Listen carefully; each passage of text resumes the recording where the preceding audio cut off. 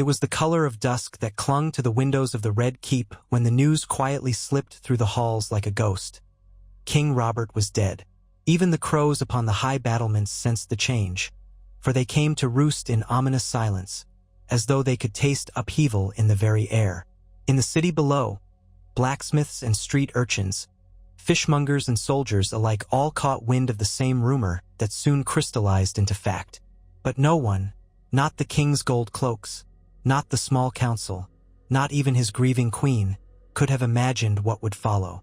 For, in the days after Robert Baratheon's final breath, his supposed heir, Joffrey, would choose not to wear the crown that had caused so much strife. And the Seven Kingdoms would never be the same again. The corridors of the Red Keep had grown colder somehow, even though the sun still shone as brightly as it ever had on the city of King's Landing. Cersei Lannister stood beside the body of her husband in the great September of Baelor, her golden hair veiled in a cloud of black lace as was custom for mourning. She did not weep, nor did she keen like some lesser lady might. Her eyes were fixed on Robert's still face, lips parted slightly as if to curse him or to speak words of regret. Only the faint tremble in her fingers, clutched tight around a fold of her mourning dress, betrayed the swirl of emotion in her heart. She was not grieving the man so much as she was grieving the loss of everything she had thought she'd secured. The throne for Joffrey, power for herself, the exaltation of House Lannister through her son. Even so, she was determined. She knew the game was not yet lost. Her father, Tywin Lannister, was far off at Harrenhal, or perhaps at Casterly Rock, but his presence always loomed. He was a man to whom words like failure and loss did not come easily. For now, Cersei would lean on the cunning that had always guided her. She would cling to her children, especially her golden prince, Joffrey, the boy who had never been told no for anything. She had no reason to suspect that this time, of all times, her beloved son might defy her ambitions. It began as a slow, subtle rebellion that revealed itself only in the quiet corners of conversation. The court had been informed that Robert's will, or what passed for it, might name an heir. The swirling rumors said that Eddard Stark, the newly appointed hand of the king, held a piece of parchment that claimed Stannis Baratheon, Robert's older brother, was the rightful successor. But for all that, everyone believed Joffrey would cling tight to the throne the moment the bells fell silent for his father's death. He was an arrogant boy, too fond of cruelty and attention, too hungry for the power that sat in that iron chair, or so they believed. Yet, while Joffrey grieved in his own fashion, furious at being locked away from the city so he might appear properly bereaved, another thought brewed in his mind. A strange, unprecedented humility, fear, perhaps, stirred in him. He was no fool, not entirely. He had glimpsed the Iron Throne, its sharp edges and pitiless seat, up close many times. He had traced those twisted swords with his eyes and fantasized about seeing petty lords kneel at his feet. But in the wake of his father's death, the throne loomed with a darker significance. It was no longer a boy's fancy, no longer a stage for childish illusions of grandeur. Robert Baratheon's death had come on the horns of a boar, and that single ugly truth echoed through Joffrey's head. If kings could die so easily, if men as big and strong as Robert Baratheon could be laid low, then perhaps the power and wealth that came with the Iron Throne were illusions. Perhaps, more importantly, the bloodline that was expected to place Joffrey there was also an illusion. Though he was young, though Cersei had done her best to shield him from the darkest rumors, Joffrey had heard whispers about his own parentage. In the uneasy quiet after his father's final breath, he began to entertain doubts that no one, not even his mother, had guessed he possessed. On the evening of Robert's passing, Joffrey visited the sept alone, sneaking away from his mother's entourage. He stood there, staring at the body of the man he'd called father. Robert's eyes were shut, his face pallid, but it still looked angry in death, the lines of his brow set in a silent rebuke. A single candle's flame wavered at the altar, sending shadows dancing across the dead king's cheeks. Joffrey stared for a long moment, absorbing the reality that this man was gone, that the Seven had taken him. Then, to his own surprise, Joffrey found he felt no elation, no thrill of rising to power. Instead, he was left with a knot in his stomach, a sense of dread. Being king meant living under 1,000 watchful eyes, each waiting for you to fail or falter. It meant controlling the lords of Westeros, men older and more experienced than he could ever hope to be at that age. He pictured them as wolves circling him, tongues lolling, cunning minds measuring his every move. If he was not truly Robert Baratheon's son, he could only command fear, not respect. And in the great game of power, fear only carried a man so far before a single misstep turned it into hatred and rebellion. Joffrey left the sept in haste that night, brushing away tears of frustration. He was furious at himself for even entertaining such thoughts, for this sign of weakness he felt in his own heart. He was Joffrey Baratheon, damn it, but as he walked through the blackened corridors lit by torches, he felt less and less certain that wearing the crown would bring him any happiness. The ghost of his father seemed to breathe hot down his neck. Perhaps that ghost was only his own conscience, or maybe it was the spirit of Robert, cursing him even from beyond the grave. The next day came a swirl of confusion. The small council gathered in the Tower of the Hand, chaired by Eddard Stark, who wore the direwolf of the North embroidered on his doublet. He looked weary, lines of tension carved into his face. Everyone knew that Lord Stark and the Queen had argued behind closed doors while King Robert was still clinging to life. Some rumored that the argument had been about seizing control immediately, or that it was about the bastard children Robert had sired across the realm. Those were the popular bits of gossip, but the matter was more dire. Stannis Baratheon's claim, Renly Baratheon's ambitions, the Lannisters' loyalty, and, unspoken but present, the parentage of Joffrey, Myrcella, and Tommen. Littlefinger, Varys, and Pycelle were in attendance, though Renly had departed the city in a hurry. Eddard Stark was stiff, polite, only just concealing the outrage still simmering beneath his calm exterior. Cersei Lannister swept in with regal grace, her black morning gown giving her the appearance of a golden cat in the shadows. And Joffrey followed, shoulders set, face pale but resolute. The council expected him to announce his ascension to the throne, to demand obedience. Instead, in that moment of tension, Joffrey spoke words that no one, not even Cersei, anticipated. "I don't want it," he declared. His voice did not quake, and though it sounded young, it was ringed with determination. "I will not claim the crown." There was a stunned hush, as though an icy wind had swept through the room. Cersei's eyes flared wide, for she sensed at once the catastrophic unraveling of her plans. Eddard Stark's brow arched. Even he had not foreseen this twist. For many days, he had steeled himself to either fight or accept a forced compromise with the boy who was almost certain, by the Queen's design, to take the Iron Throne. That was how the game was supposed to go. Instead, Joffrey was stepping away from the board. Littlefinger's face, always sly, flickered with shock as he weighed the ramifications. Varys, perched like a spider, allowed only the briefest widening of his eyes before returning to his customary bland smile. Cersei quickly found her voice. "This is nonsense. You are King Robert's eldest child. It is your duty to claim what is yours." She stared at Joffrey, her eyes narrowing as though trying to intimidate him, as though he were still a toddler refusing to eat his peas. But Joffrey set his jaw. He refused to look at her, almost as if he feared her gaze would break his resolve. "I said I will not. I do not want it. Let Stannis Baratheon take the crown if he wishes." Father's last letters. He almost choked on the word father, but continued. "They said that he is the heir. I will honor that. I have no interest in being king." The council erupted. Grand Maester Pycelle began to splutter about the will of the deceased king, pointing out that King Robert had not officially recognized Stannis in any public decree.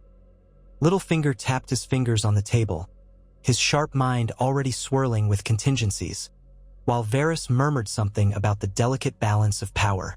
Yet the truly volcanic reaction came from Cersei. She reached for Joffrey's arm, nails digging into him. "I forbid this," she said. "You are my son." Joffrey could not hold her fiery stare, but he did not relent. "Mother," he said stiffly, "I am sorry." He pulled free, ignoring the stunned glances from the council. "But I have made my choice." Those in the room were too astounded to speak for several heartbeats. Eddard Stark's suspicion told him there might be more to this than childish reluctance. Perhaps the boy had discovered the truth of his parentage, or at least suspected it. And if so, maybe guilt or fear guided him. Whatever the reason, a wave of conflicting emotions swept over the Lord of Winterfell. Would this strange twist avert the bloodshed he feared?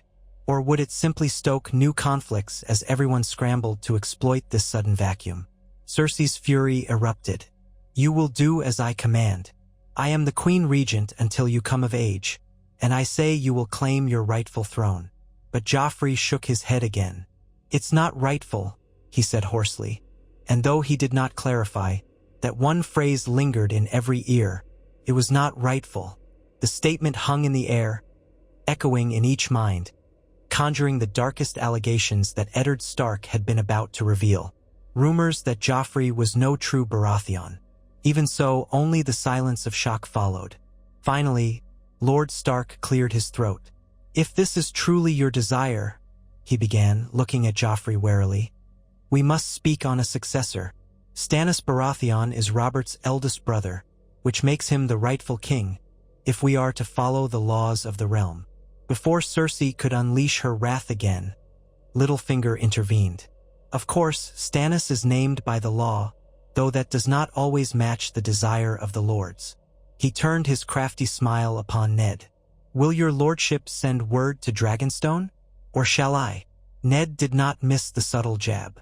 Peter Baelish had always hovered on that cusp between friend and foe. He turned to Joffrey. "Are you certain this is what you want, your—" He stopped himself. "My lord." Joffrey lowered his gaze. "I have never been more certain." What followed was chaos, as though a nest of vipers had been stirred. Cersei attempted to bar Joffrey from leaving the meeting chamber, to force him to renounce his renunciation if that were possible. She turned on Ned, accusing him of poisoning her son's mind. Ned denied it with calm, though inside, he felt as though he stood on quicksand. If Joffrey truly was relinquishing his claim, the realm would expect Ned, as Hand of the King, to facilitate the next steps. Summoning Stannis to take the throne was the obvious solution. Yet how would the realm respond to a man as rigid and humorless as Stannis Baratheon? What of Renly, who had presumably fled the city to muster support for his own claim? What of Tywin Lannister's inevitable fury if Joffrey was set aside? In the days that followed, the tension in the Red Keep was palpable. Word spread quickly through King's Landing. The Golden Prince refused the throne. Whispers repeated the phrase, "It's not rightful," and speculation grew wilder with each retelling. Some believed Joffrey had learned that the throne was cursed, or that a prophecy told him he would die young if he took it. Others believed he was a coward, too yellow to claim the seat that was his by birth.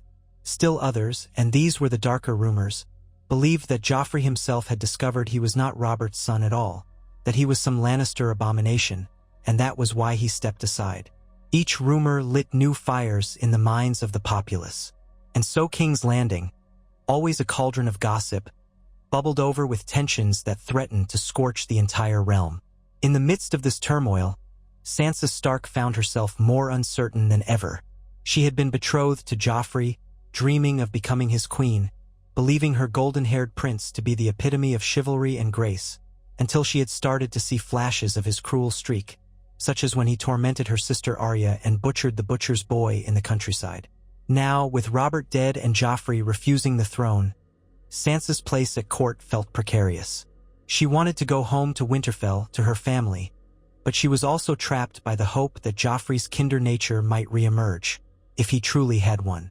It was a swirl of confusion in her, for she had spent so many hours forging a romantic illusion of the future, only to see it crumble overnight. Cersei, meanwhile, tried every angle to cajole, bully, or manipulate Joffrey into reversing his decision. She spent hours in private with him, whispering about destiny and duty, about the glory he deserved and the weakness of letting lesser men rule. Joffrey grew paler with every confrontation. At times, he stormed out, locking himself in his chambers. At other times, he simply shook his head and repeated in a dull voice, "I will not. I will not." When the queen threatened to keep him in the dungeon until he changed his mind, he nearly seemed ready to comply, but Eddard Stark and the City Watch intervened, reminding Cersei that Joffrey was still recognized as the king's heir until the question of legitimacy was formally addressed. And while he refused the throne, the boy was not an outlaw. If she locked him away, it would cause an uproar from those in the city who still believed the monarchy should pass to the son, rightful or not. Eddard Stark's stance was uncertain. His sense of honor told him that, if Joffrey truly was not Robert's son, the rightful king was Stannis, beyond a doubt. But the specter of a realm in civil war haunted him. He knew Stannis. A stern, uncompromising man, unloving of the small folk and unloved by them.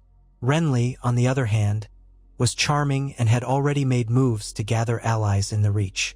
There was talk of him forging a marriage alliance with Margaery Tyrell to present a more charismatic Baratheon figure to the realm. On top of that, the Lannisters would never relinquish their influence easily. Cersei might not get her son on the throne, but she had another brother, Jaime, and the might of Tywin's gold and armies at her disposal. And from the north, Ned knew that Robb Stark would be forced to choose sides, potentially tearing the realm in half once again. He heard rumors, too, that Balon Greyjoy might seize this time of weakness to push for independence in the Iron Islands. And that was not to mention the Targaryen girl across the sea, if rumors of her survival and her dragons were to be believed. In the midst of all these uncertainties, Joffrey vanished from public eye. He seldom attended feasts or councils. Cersei coaxed him out on a few occasions, forcing him to stand beside her while she held audience. But the boy remained silent, arms stiff at his sides, responding to questions with curt one-word answers. Courtiers whispered that the queen was furious, that she threatened to name Tommen, Joffrey's younger brother, as heir if Joffrey persisted in his foolishness. But the stir was so enormous that even that threat seemed hollow. If Joffrey was not truly Robert's son, neither was Tommen. The legitimacy question would only burn hotter. A fortnight passed like this, in stifling uncertainty. Lord Stark convened the small council to discuss how to invite Stannis to take the throne. He insisted that they act with caution. King Robert's death was sudden, he said, and we have not yet seen a line of succession publicly declared. The realm should know that we are acting to uphold the law. Privately, Ned hoped that he could arrange a peaceful transition, that Joffrey's decision might avert the war he had feared. Cersei did not attend these councils. She refused to discuss anything other than Joffrey's claim. Instead, she busied herself with behind-the-scenes maneuvering. She sent ravens to Tywin Lannister, demanding he bring his forces south to place Joffrey on the throne by might, if necessary. She whispered that Eddard Stark was forcibly disinheriting Joffrey. She sowed seeds of doubt about Stannis' intentions, claiming that the older Baratheon brother would persecute the Lannisters, seize their lands, break their fortunes. Tywin, cold and pragmatic, took the letters into consideration. If Joffrey would not claim the throne, it might be that the Lannisters would lose all influence. The thought was intolerable. Already, he was planning an assembly of forces near Harrenhal, his men awaiting the moment to march. At the same time, Petyr Baelish's intrigues wove ever deeper. He had personal ambitions that hinged upon chaos, and it was chaos indeed that swirled around the Iron Throne now. If Joffrey stood aside and Stannis took the throne, Baelish would need new routes to influence the royal purse. If Renly instead prevailed with the Tyrell alliance, Baelish might find a more malleable king for his manipulations. He cultivated lines of contact with both camps, sending coded messages, half-truths, and teasing glimpses of support, hoping to secure a place for himself no matter which brother prevailed. Meanwhile, Varys the Spider listened in the walls, gleaning bits of information that he fed selectively to Eddard Stark, to glean the man's intentions and to keep the realm from total collapse, if that was indeed his aim, for with Varys one could never be certain. The day came when Eddard Stark, with the majority of the small council, decided that an official summons would be sent to Dragonstone, calling Stannis to King's Landing to accept the crown. Ned did not relish the idea, for he had no love for Stannis, but the law was the law. That very afternoon, Ned paid a visit to Joffrey in his chambers, as if to ascertain if the boy might change his mind at the final hour. He half expected Cersei to be there, but she was not. Instead, he found Joffrey sitting on a window seat, staring out at the waters of Blackwater Bay, lost in thought. For once, there was no sneer or smirk on his features. He almost looked like a sad reflection of the arrogant prince he had been. A part of Ned pitied him. "My lord," Ned greeted, for it felt wrong to call him your grace, given the circumstances. Joffrey turned with a start. There was a flicker of defiance in his eyes, as though he were still that boy who believed the world owed him everything. But it died quickly. "Lord Stark," he said, voice subdued. For a moment, Ned allowed himself to just look at the boy, to see the vulnerability that was rarely visible. He remembered how the Lannister children had come to Winterfell with the royal family, how Sansa had been so smitten, how Arya had loathed him, and he remembered the pain of losing his own daughter's wolf thanks to Joffrey's lies. It was not easy to stand here bridging this gap. Yet, in the confusion, perhaps they could find some measure of peace. "We have made arrangements to summon Lord Stannis," Ned said quietly. "He will arrive in King's Landing to claim the throne. Do you truly have no regrets about stepping aside?" Joffrey's eyes flickered, and he looked down. "I only regret that it took me so long to see how monstrous the throne is. My father..." He winced again at that word. He was a warrior, strong and fearless, or so everyone said. If it could break him, he could not finish the thought. "Let Stannis have it. He'll be a better king than I could ever be." A bitter laugh escaped him. "Or at least, he'll be a king in truth." Ned nodded, measuring his words. "Do you understand the consequences of this? Your mother will not relent. Even now, she sends messages, calling your grandfather's forces to champion you." Joffrey's face tightened. "She can do as she likes. She'll fail. People already suspect the truth about me. About us." He swallowed. "If I take the throne, half the realm will rise against me. I don't want to be the reason for a war." It was an oddly noble sentiment coming from the lips of a boy known to torment others for sport. Perhaps the fear of war, or fear for his own life, had sparked a reluctant conscience. Ned studied him for a long moment. For all his loyalty to Robert, Ned had never liked Joffrey. But now he found pity stirring within him, as if the boy was just another piece caught in the realm's deadly game. "You may have spared thousands of lives," Ned said quietly. "If your choice stands." "It stands," Joffrey said, and his voice was surprisingly firm. He turned away, looking out over the city once more, his golden hair catching the sunlight. "I don't know what that makes me. Coward, maybe, but it's done." That evening, word reached King's Landing that Renly Baratheon had called his banners in Highgarden. Stannis, too, was rumored to be amassing ships at Dragonstone. The war Ned had hoped to avert seemed inevitable, with two Baratheon brothers about to clash over the seat in King's Landing. Both had claims, Stannis by strict primogeniture, Renly by the support of a large portion of the southern lords who found him more amiable. And overshadowing it all was the question: would Tywin Lannister attempt to place Joffrey on the throne by force, or would he remain quiet, licking his wounds at the loss of a potential Lannister monarchy? Cersei cornered Ned Stark in the hallway outside the small council chambers shortly after that news arrived. She was resplendent in black and gold, the color of House Baratheon laced with Lannister crimson, as though she could not decide which house she truly represented. Her eyes flashed with fury as she advanced on Ned. "You have done this," she hissed. "You have poisoned my son's mind against his own birthright. He was so proud, so ready to rule. Now he spouts nonsense about not being worthy. You will pay for this insult." Ned regarded her calmly. "Your Grace, I had no hand in Joffrey's choice. If anything, it spares us from the bloodshed of a false claim." "False?" Her cheeks reddened with anger, but she did not dare refute the unspoken detail. "He is Robert's heir. I am the queen, mother to the next king. He must take the throne." Ned's voice was cold. "That is between you and your son, my lady. But the realm has accepted his refusal, and Stannis is the rightful heir. She stepped forward, eyes blazing. Do not call me my lady, like I'm some lesser noblewoman. I am Queen Cersei. Her grip on authority was desperate, and for a moment, Ned felt a twinge of empathy. She had built her entire life around seeing her children ascend. I am not finished. Tywin Lannister will ride soon, and when he does, the entire realm will see that Joffrey is king. Anyone who stands in our way, Ned exhaled. You would plunge the realm into war over a boy who doesn't want the crown? Cersei's lip curled. The boy doesn't know what he wants.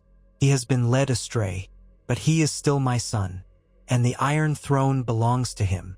She turned in a swirl of black and gold, stalking away. Later that week, the first of Stannis's letters arrived in King's Landing. They were succinct, as was his wont, and carried a message for all to read. Lord Stannis Baratheon, by right of blood and law, named himself the King of the Seven Kingdoms. He demanded fealty. He offered pardon to any who bent the knee before blood was shed. But, Stannis declared, if the Lannisters attempted to place Joffrey on the throne, he would wage war to secure his birthright. There would be no mercy for usurpers or traitors. Renly responded with letters of his own, forging alliances with the Tyrells, the Tarleys, and many lords of the Reach. He argued that the realm needed a king beloved by the people, not a dour man with no sense of diplomacy. He offered to keep the peace in King's Landing if Ned Stark acknowledged him as sovereign. The city was abuzz with talk of which Baratheon brother would prevail. So often, too, the question came back. Would Joffrey reassert himself? The Lannisters had gold, swords, and cunning, but did they still have the will to crown a boy who refused the crown? Within the Red Keep, the cracks widened. Cersei was a prowling lioness, her courtiers more frightened each day. Jaime Lannister was still missing from the city, having left at Robert's side initially, then presumably engaged in some business away from King's Landing. Some said he was near Riverrun, dealing with the Tullus. Others whispered he had gone to meet Tywin. No one knew for certain, which added to the sense of an impending storm. Joffrey himself had retreated deep into introspection. He spent his days in the library, ironically enough, reading old tomes on the reigns of past kings. Sometimes Sansa would find him there, half curious, half afraid to speak. She'd watch him from a distance, wondering if he might ever return her shy glances or if he was lost forever in the labyrinth of his own guilt. Occasionally, Joffrey would notice her and offer an awkward nod. He never apologized for his past cruelties, nor did he resume them. He seemed suspended between those two extremes. Once, Sansa ventured a question. She approached him in the library, her steps careful on the cold stone floor. "Joff, my lord," she began. "May I speak with you?" He looked up from the thick tome he was studying. His face was drawn. "Yes," he said softly, as though he'd been expecting her for some time. She folded her hands in front of her. "I only wanted to say, I understand that you don't want the throne. But what does it mean for me? For our betrothal?" He studied her face for a moment, green eyes narrow but not harsh. "It means you're free to go," he said. "If you want. I have no power over you, and I won't be king. You won't be queen." The words brought an odd mixture of relief and sadness. She had dreamed of being queen, had woven 1,000 pretty fantasies about her life with Joffrey, but in recent days those fantasies had shattered against the reality of his capacity for cruelty. Yet, standing before him now, she saw a boy filled with regret and confusion. "Oh," she said softly, not knowing how else to respond. "I don't know if my father will let me stay, or if he wants me to return to Winterfell. But She hesitated, remembering the vow to be queen someday. "I suppose I'm free then?" He nodded, fingers drumming on the page of the tome he'd been reading. It depicted Aegon the Conqueror atop Balerion the Black Dread, forging the realm under fire and blood. "That's good," he said, almost to himself. "You deserve your own choices." Sansa wanted to ask if he still cared for her at all, in whatever twisted way he had once. But the words felt too fraught, and so she only stood there in silence. In that hush, she noticed that the young man before her was not a man at all, but a boy teetering on the edge of an abyss, half terrified of his destiny, half hating himself for refusing it. In that moment, she felt more pity than fear for him. She managed a small curtsy and withdrew. That same day, Ned Stark made the decision to send Sansa and Arya north to Winterfell, back to the safety of their home. With the city about to be a battleground of intrigue, if not outright war, he would not risk them. Catelyn's letters from Riverrun spoke of the Tully host mobilizing for a potential conflict, so Ned wanted his daughters far from the carnage. They departed quietly, escorted by a small retinue. Arya was relieved, though she fumed at the notion of leaving behind what she felt were her own opportunities for adventure. Sansa left with a heavy heart, uncertain if this was truly the end of all she had dreamed of, yet also feeling a guilty relief that she would not have to become Joffrey's queen. In the throne room, dust motes swirled in the beams of sunlight that drifted through the high windows. The Iron Throne itself loomed empty, a seat of melted swords that had taken the shape of cruelty incarnate. Eddard Stark stood at the foot of the dais, wondering if the next time he entered this hall, Stannis Baratheon would be perched upon that chair. Stannis had responded to the small council's letter with a demand that they arrest the queen and her children, to ensure no further Lannister meddling could disrupt his claim. Ned had refused, stating he would keep order until Stannis arrived in person. They had agreed to meet in King's Landing in 2 moons' time, giving Ned a window to try and smooth the city's fractious factions. But Cersei had no intention of yielding to Stannis without a fight. She had mustered what was left of the city watch to her cause, replaced certain officers with her loyal men, and courted the favor of the wealthy merchants by promising new privileges once Joffrey sat on the throne. Even if Joffrey himself refused, she would not let the realm slip away from House Lannister without a final gamble. What no one foresaw was Joffrey's next action. Late one night, when the Red Keep was quiet save for a few sentries, Joffrey crept from his chambers and made for the stables. He wore a dark cloak, hood drawn tight around his golden hair.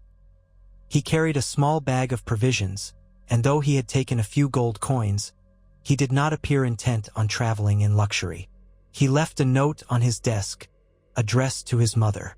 In it, he wrote that he was leaving King's Landing to escape the madness, that he wished her no harm but could no longer bear the weight of their secrets and her demands. He left no other explanation, no apology to Sansa, to whom he had already spoken, or to anyone else. By the time dawn broke, Joffrey Baratheon, the boy who should have been king, was gone. When the servants discovered his disappearance, panic rippled through the castle. Cersei erupted into fury that shook the very rafters. She demanded the gold cloaks find her son at once, threatened to hang anyone who had aided him, threatened to burn the countryside if he wasn't returned. But Joffrey had planned this carefully.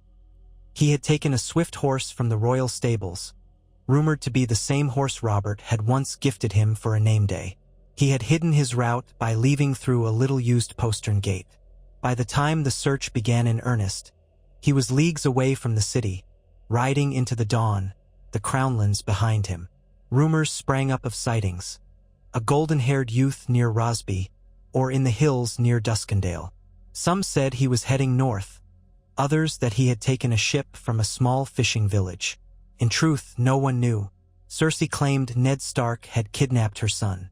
Ned vehemently denied it, pointing out that the Queen had no evidence, that Joffrey himself had written a letter describing his intentions.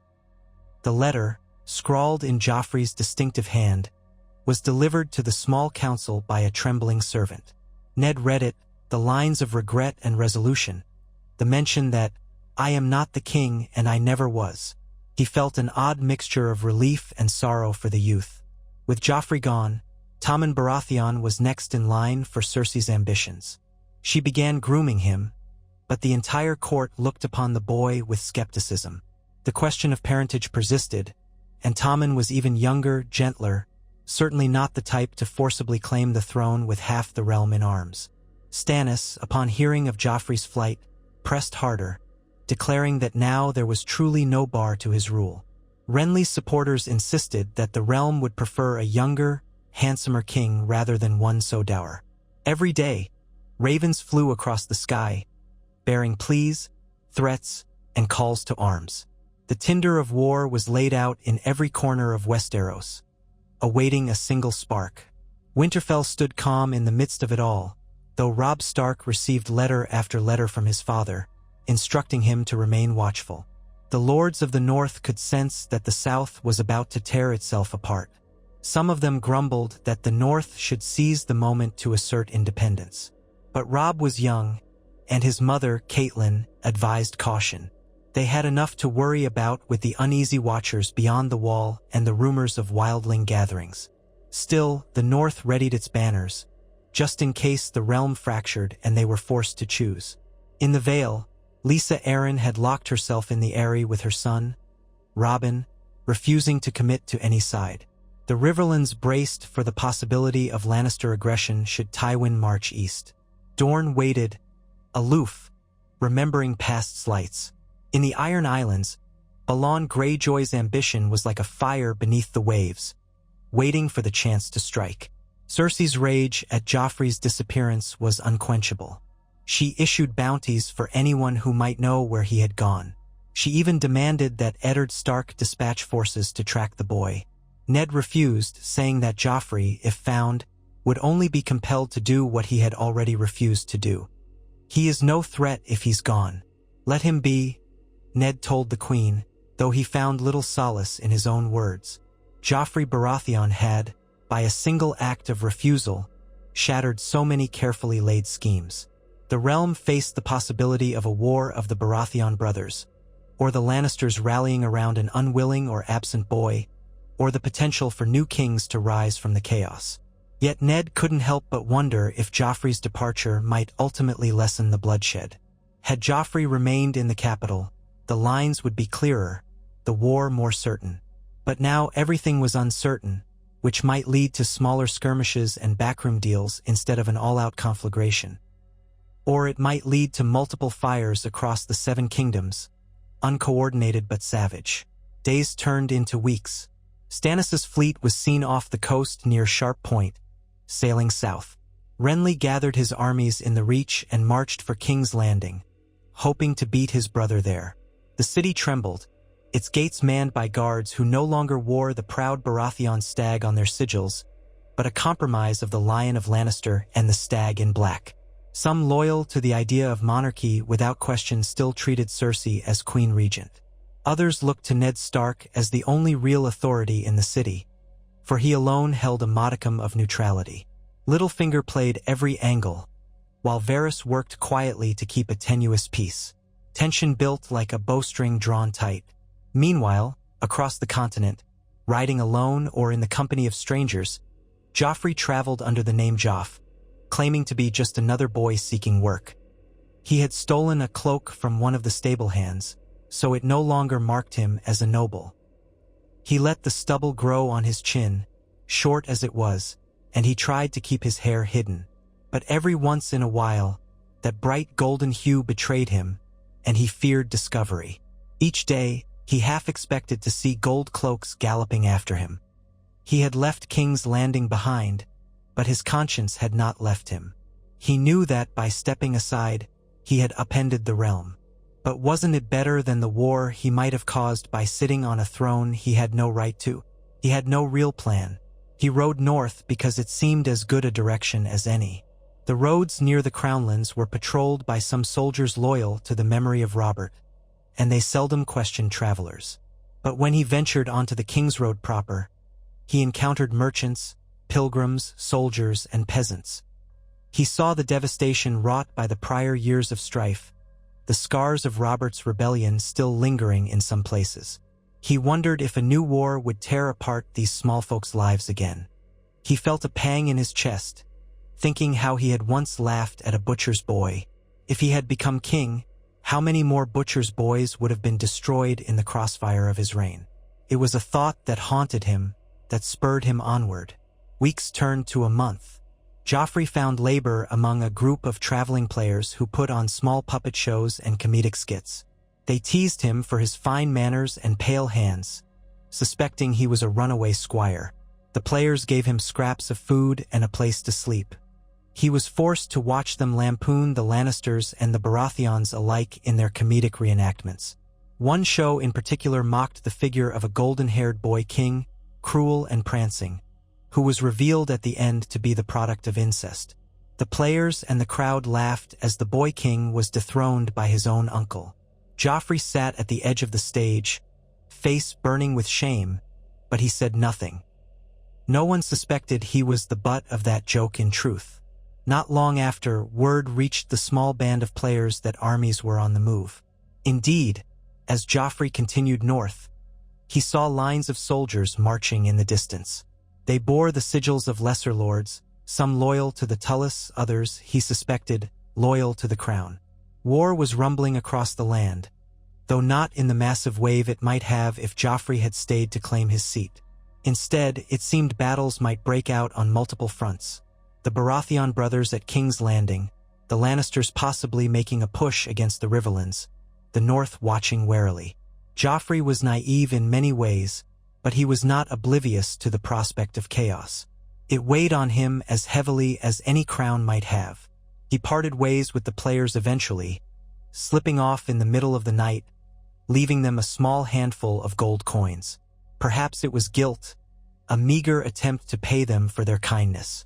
He pressed on, day by day, wearing through his boots, letting the stubble on his cheeks grow in, losing whatever softness in his features had once marked him as a pampered prince.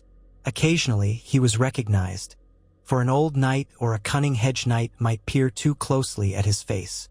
When that happened, he insisted they were mistaken, that he was only a common boy with fancy looks. Many believed him because the idea of the Golden Prince wandering alone was too outlandish to entertain. Once or twice, though, he was forced to flee swiftly when the glint of recognition in someone's eye became too bright. He slept rough, sometimes hidden in barns or under hedges, tasting the bitter reality of a life far removed from the Red Keep's splendor. At times, he wondered if his mother was searching for him. He told himself she surely was. But each time he felt his resolve waver, he remembered the Iron Throne and the blood it demanded. And he remembered that savage thrill he used to feel when tormenting others, the harsh words and sharper acts that had come so easily, an inheritance of Lannister pride. He did not want to be that boy guy. And perhaps out here, away from the illusions of power, he could learn to be something else. Back in King's Landing, the tension finally snapped when Stannis' ships arrived at the Blackwater Bay. Renly's forces came from the south, converging on the city's outskirts. The gates were shut by order of Queen Cersei, but she quickly realized her hold was tenuous. Eddard Stark did not trust her enough to let her command the city watch unilaterally, so he took the step of placing the gold cloaks under his own authority, mindful of how easily Baelish had once swayed them with gold. But Baelish was nowhere to be found at that moment, rumored to be off negotiating with Renly or forging a new alliance. As Stannis' fleet anchored, a message arrived for Ned Stark.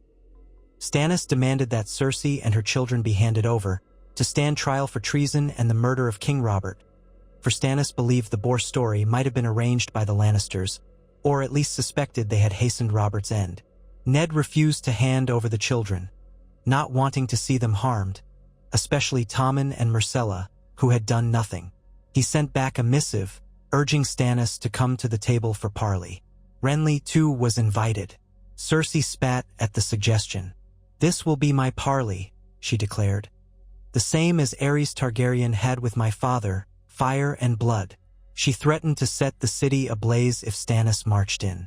But she no longer had the stable control of the city, especially with Joffrey gone and the question of her children's legitimacy overshadowing her every order. Her only real chance was that Tywin Lannister's armies might arrive in time to smash both Baratheon brothers. But Tywin was still mustering, nowhere near the city gates.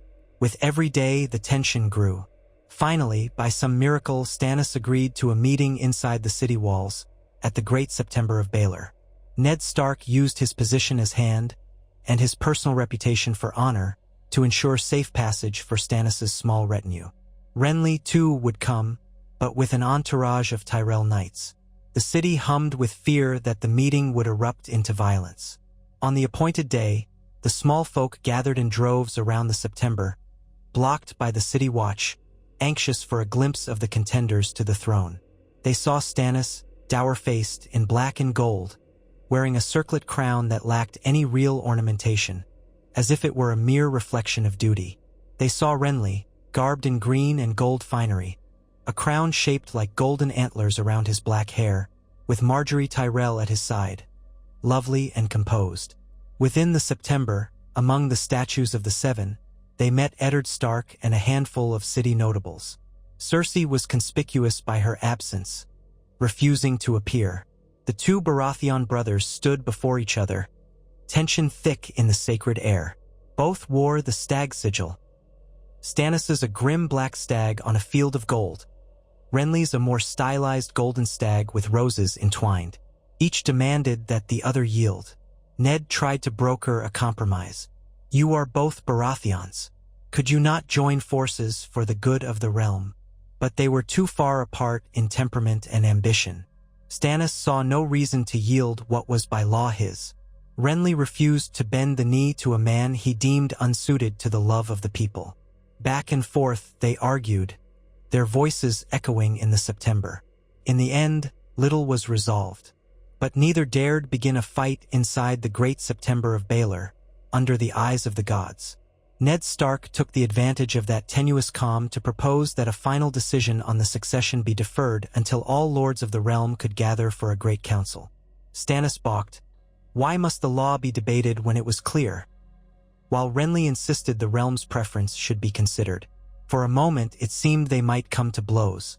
But Ned invoked King Robert's memory, pointing out that war would ravage the small folk and dishonor the Baratheon name. The mention of Robert's name silenced them both briefly, each remembering the older brother they had lost. For that moment, grudgingly, they agreed to maintain a truce until a great council could be convened. The city breathed a collective sigh of relief. Outside, the rumor spread that the two kings had parted in anger but not yet turned to war. Cersei, upon hearing of the outcome, called Ned Stark a fool for deferring the inevitable. She had no intention of honoring any great council if it meant losing her hold on the city. But her position was weak. Tommen was just a child, Myrcella a maiden of no real power. Jaime was away, Tywin was far. She was forced to bide her time, to plot in secret. Word of this precarious truce drifted across the countryside, passing from traveler to traveler, until it reached the ears of one golden-haired boy in a tattered cloak. Joffrey, laboring in a stable near a nameless inn, learned from a passing merchant that the Baratheon brothers had met in the Great September, that Lord Stark had convinced them not to fight.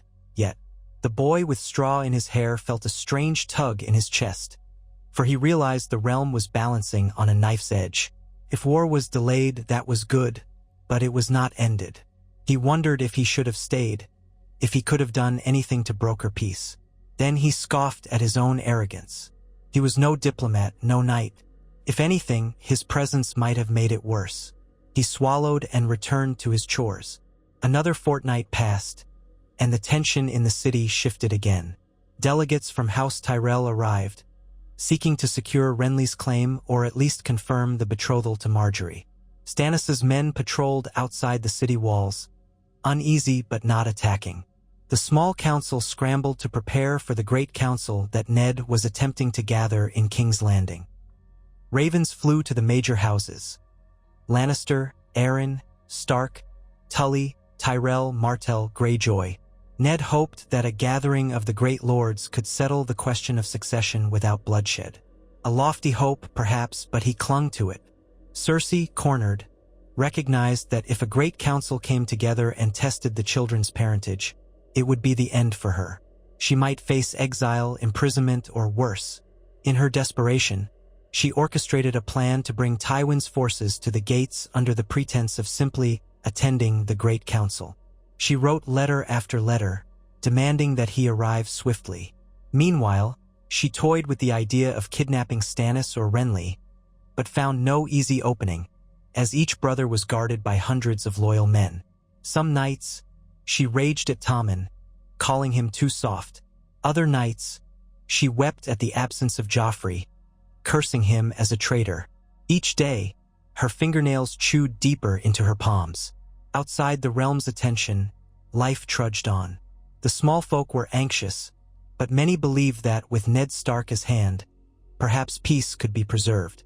The name Stark evoked honor, after all, and neither Baratheon brother wanted to be seen as the aggressor in the eyes of the lords.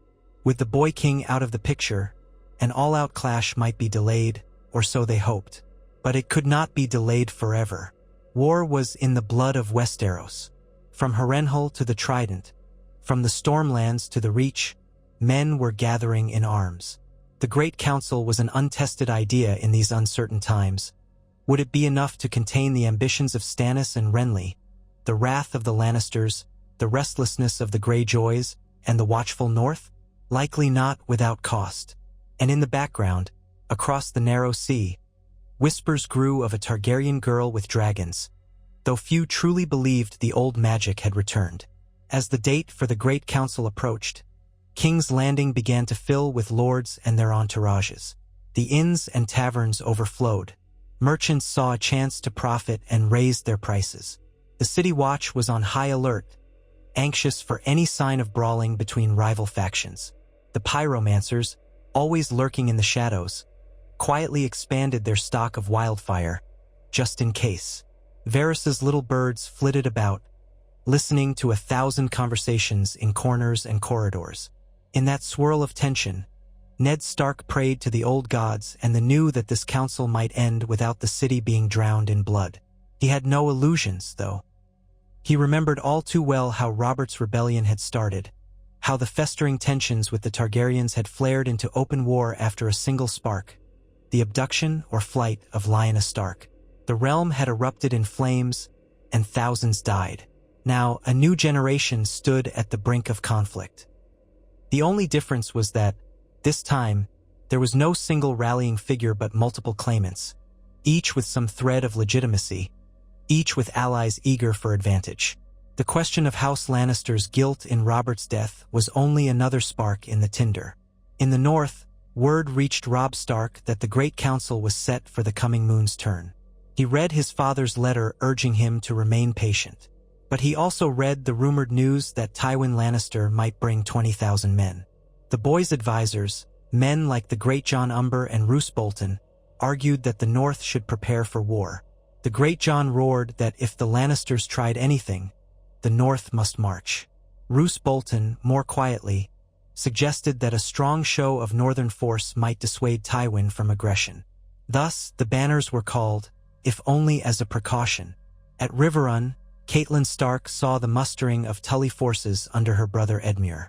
Tensions with the Lannisters ran high, for Jaime Lannister was rumored to be near the Golden Tooth. Catelyn felt her heart clench at the thought of another war. She had lived through the last rebellion, lost her father, watched her husband risk his life. Now her daughters were safe in Winterfell, but that offered little comfort if the realm bled again. Meanwhile, Joffrey continued his secret wanderings, hearing fragments of news that the Great Council might somehow decide who would wear the Iron Crown, or that a war was brewing with multiple armies.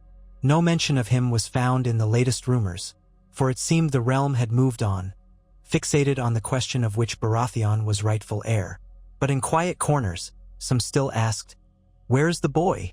Will he come riding in at the last moment to claim his seat?" Others dismissed the possibility, believing him either dead or too frightened to return.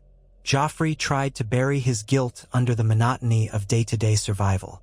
Yet he could not entirely forget that, in some sense, this all revolved around him, around the truth of his parentage, around his refusal that had unmoored the realm's traditions.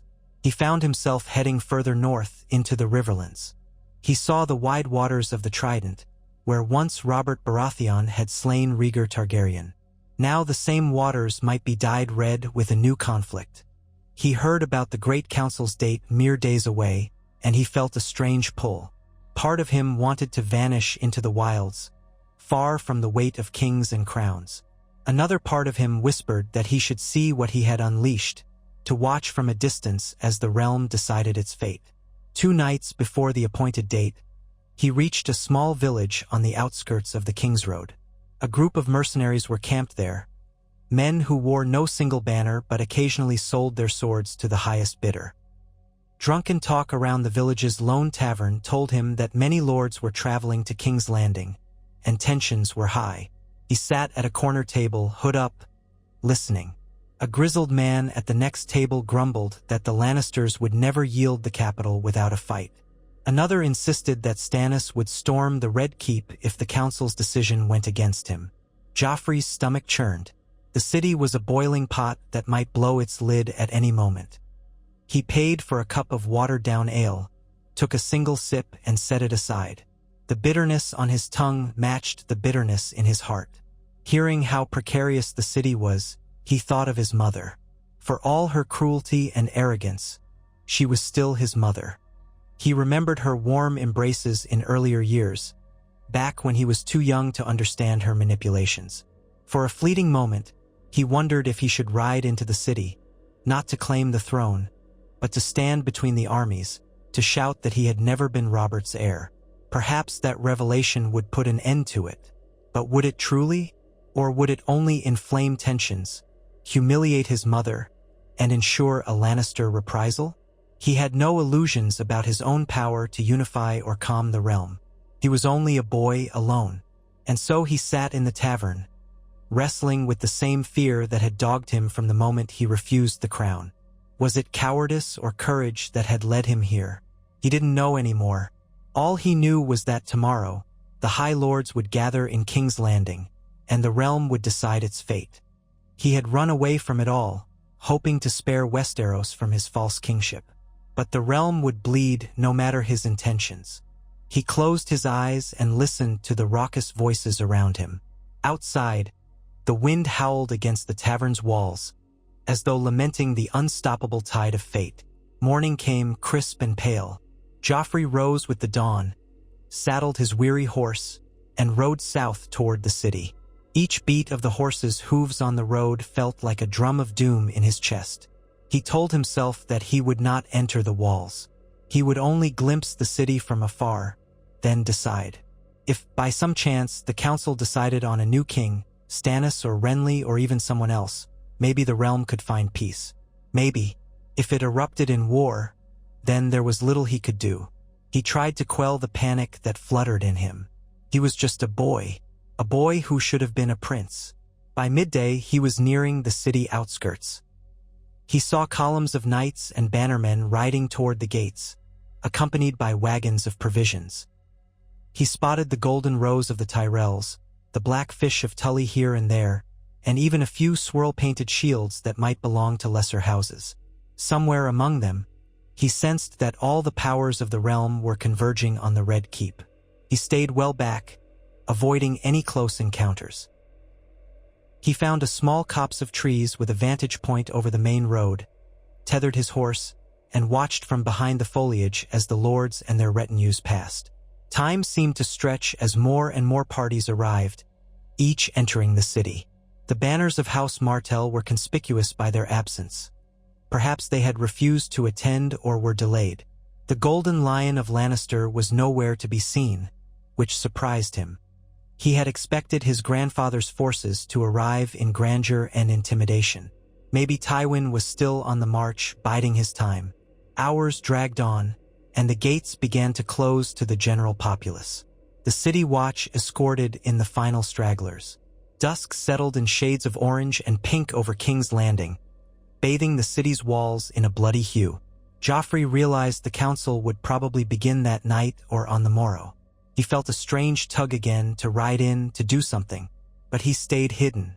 Fear paralyzed him, or perhaps it was the last shred of wisdom he had, reminding him that if he reappeared now, the city might explode in confusion. Night fell. Fires glowed in the braziers lining the battlements, and distant horns occasionally sounded from within the walls. Joffrey made a small camp for himself under the trees, gnawing on the salted jerky he had. He tried to ignore the gnawing in his heart. As he lay under a blanket of stars, the boy who would not be king wondered if the realm might still tear itself apart, or if this great council might become the first step toward forging something more stable. Perhaps, had he never been born, the realm would have found a different path. He thought of Sansa, of the butcher's boy, of Myrcella and Tommen, of his mother. He closed his eyes, forced himself to rest, and prayed silently, though he'd never prayed much, that the seven would grant the realm peace. In the Red Keep, torchlight flickered against the ancient stone walls. Lords and ladies gathered in the throne room, the seat of House Targaryen for centuries, now contested by Baratheons and overshadowed by Lannister gold. Ned Stark stood by the Iron Throne, as if guarding it from those who might seize it prematurely. On one side stood Stannis, flanked by his loyal knights. On the other side stood Renly, with the Tyrells shining in bright silks and polished armor. Tommen and Myrcella stood at their mother's side, the girl trembling, the boy too young to understand the magnitude of the moment. Cersei's face was a mask of icy determination. She had no one to champion her child's claim, but she still believed, fiercely, desperately, that she could manipulate events to keep her family at the center of power. Grand Maester Pycelle called the assembly to order, reading out a formal invocation that echoed uselessly against the tension in the hall. The silence that followed was suffocating. Eddard Stark cleared his throat, introduced himself once more as the hand of the late King Robert, and declared the purpose of the council: to settle the matter of succession and ensure the peace of the realm.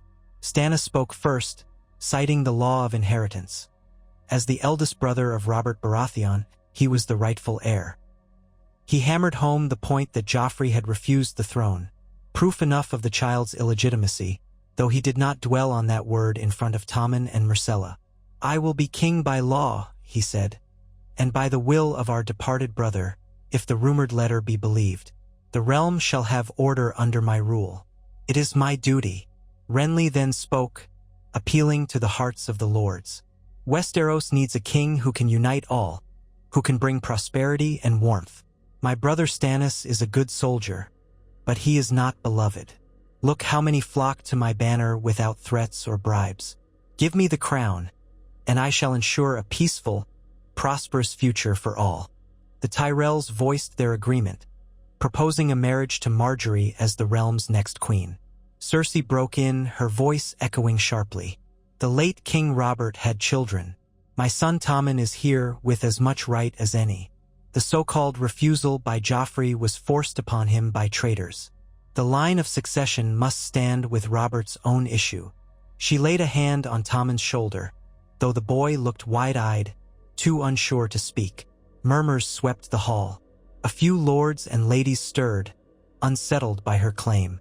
Quietly, some recalled the rumors that none of Robert's children were truly his, but no one dared speak it aloud. Yet, Ned Stark called for calm.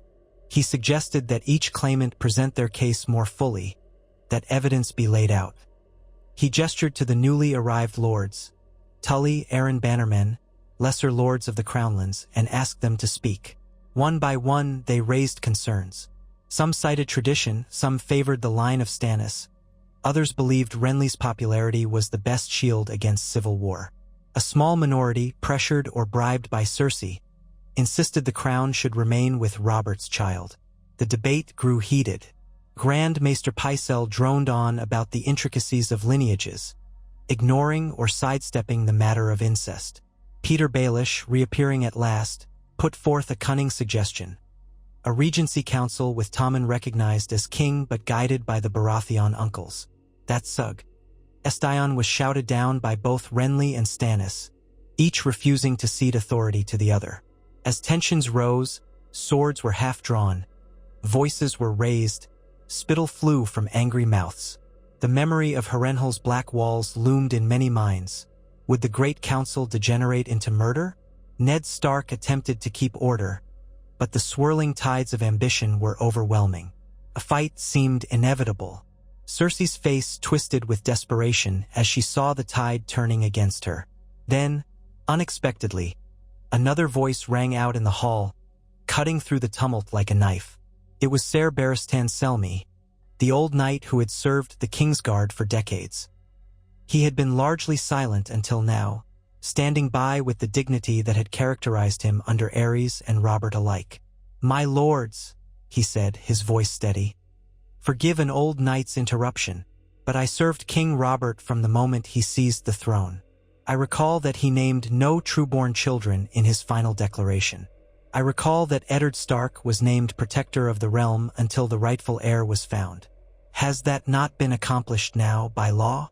Is not Stannis the eldest of Robert's kin? He did not accuse Tommen or Myrcella of illegitimacy, but the implication hung in the air. Cersei's lips parted in fury. "You dare," she began, but was drowned out by Stannis, who seized the opportunity to state again that the law was on his side. Renly argued once more that the realm's hearts were on his. Chaos reigned. Ned Stark banged the pommel of his sword on the stone floor, calling for silence. The hall quieted only slightly, tension crackling. It was then that a messenger, breathless and mud-spattered, stumbled into the throne room. He bore a sealed letter, which he thrust toward Eddard Stark. Puzzled, Ned broke the seal and scanned it. His eyes flickered with surprise. The murmur of onlookers intensified. "Speak, Lord Stark," Stannis demanded. "What news is so urgent that it interrupts the council?" Ned cleared his throat, voice carrying over the hush.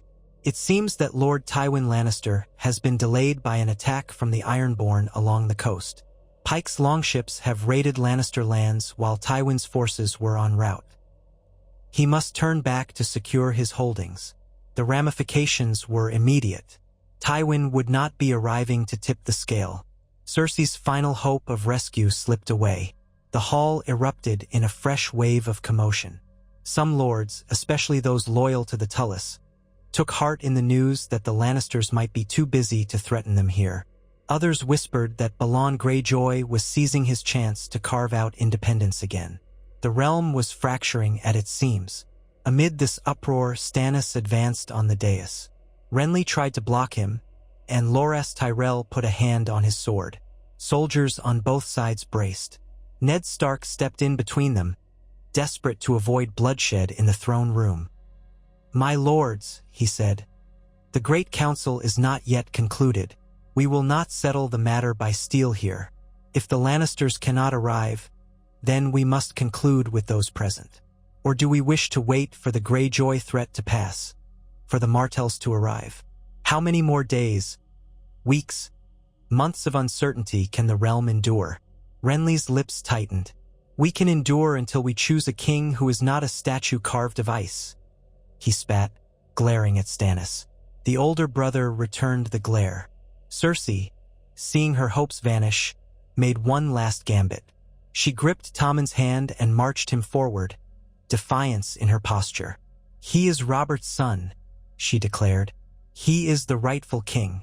I demand a trial by the faith to clear his name of these vile rumors." But the faith's high officials, who were in attendance, exchanged uneasy looks. The rumors were widespread, the evidence known to those who looked carefully at the Baratheon lineage: dark hair, stormy eyes, versus the golden hair of Cersei's children. Even so, none wished to be the first to name incest in front of the entire realm. Into that charged silence stepped Tommen himself, a soft-spoken boy. "Mother," he said quietly, his voice trembling, "I don't want." She silenced him with a glare, but the damage was done.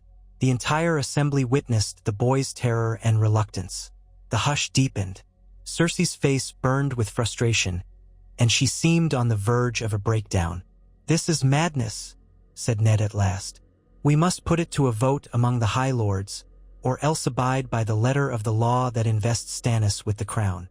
Those are the only two choices that avoid more bloodshed." Stannis, arms crossed, nodded stiffly. "I will abide by the law, Lord Stark. Let them vote or let them yield. It matters not. I am the rightful king." Renly scoffed, but he offered no better alternative. The tension in the throne room grew suffocating. The High Lords present looked to each other, uncertain.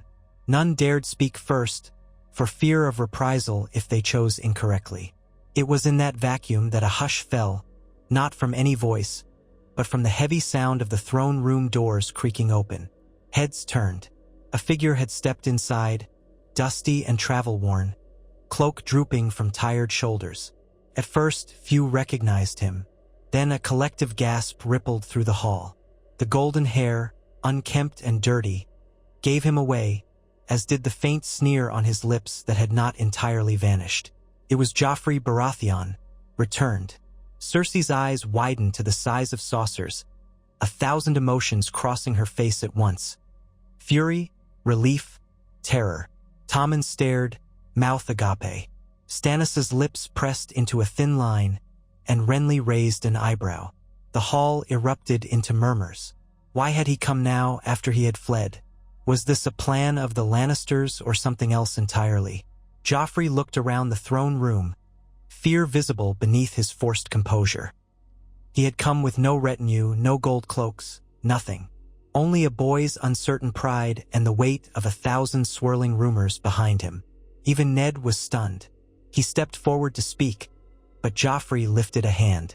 "I'm not here to claim the throne," he said loudly enough for all to hear. "I want the realm to know." He swallowed. Every eye was upon him, from the highest lords to the simplest guardsmen. He glanced at Tommen, at Myrcella, who was standing near the dais, and his voice trembled. I was never Robert Baratheon's son. I can't be king." Those words, spoken so plainly, shattered the last vestige of Cersei's illusions. A wave of gasps and exclamations tore through the hall. This was the rumor made flesh, in front of all the lords. Cersei reached out as if to silence him, but he stepped back. His eyes were on Ned Stark. He looked smaller than ever, more boy than man. "I'm sorry," he said, though whether it was to the Starks, the Baratheons, or the realm at large was unclear. "I didn't mean to cause such turmoil." A hush so profound it felt like a storm's aftermath descended. The entire throne room seemed to hold its breath, waiting for the next breath of violence. Yet, in that hush, the truth settled like a weight on every heart. Joffrey, by his own admission, was no Baratheon. Tommen, by implication, was no Baratheon. Myrcella, likewise. A hush of scandal engulfed the watchers. Stannis, though still stern, recognized that his cause was vindicated. Renly, uncertain, tried to weigh how this might help him or not. The faith's officials looked relieved. The scandal was out, and they did not have to be the ones to declare it. The tension might have erupted in an instant had Cersei not chosen that moment to faint dead away, the swirl of her black and gold skirts collapsing on the marble floor as her eyes rolled back. Myrcella screamed. Tommen cried out. People rushed forward. Chaos ensued, though not the deadly sort that had been brewing. It was more the confusion of a hall forced to confront an uncomfortable truth. Ned Stark caught Joffrey's arm as the boy staggered, perhaps half expecting to be arrested or killed. The boy was trembling.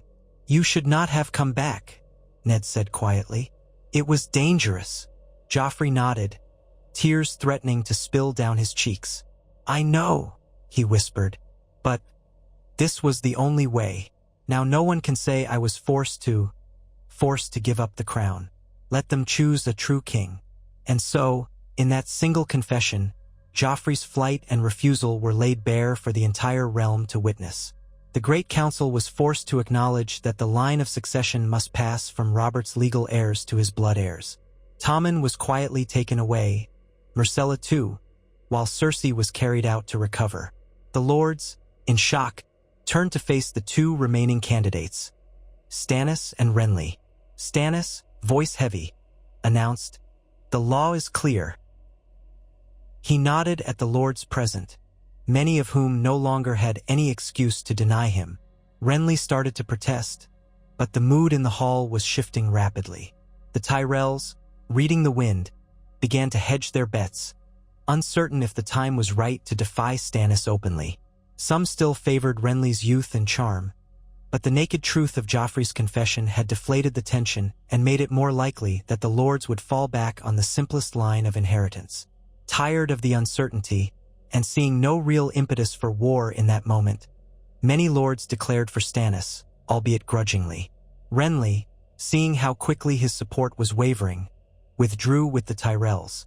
He might yet mount a challenge, but not here, not now. He stalked out, face like thunder, with Marjorie at his side. The hall began to ring with new cries. "Long live King Stannis! Long live the rightful king!"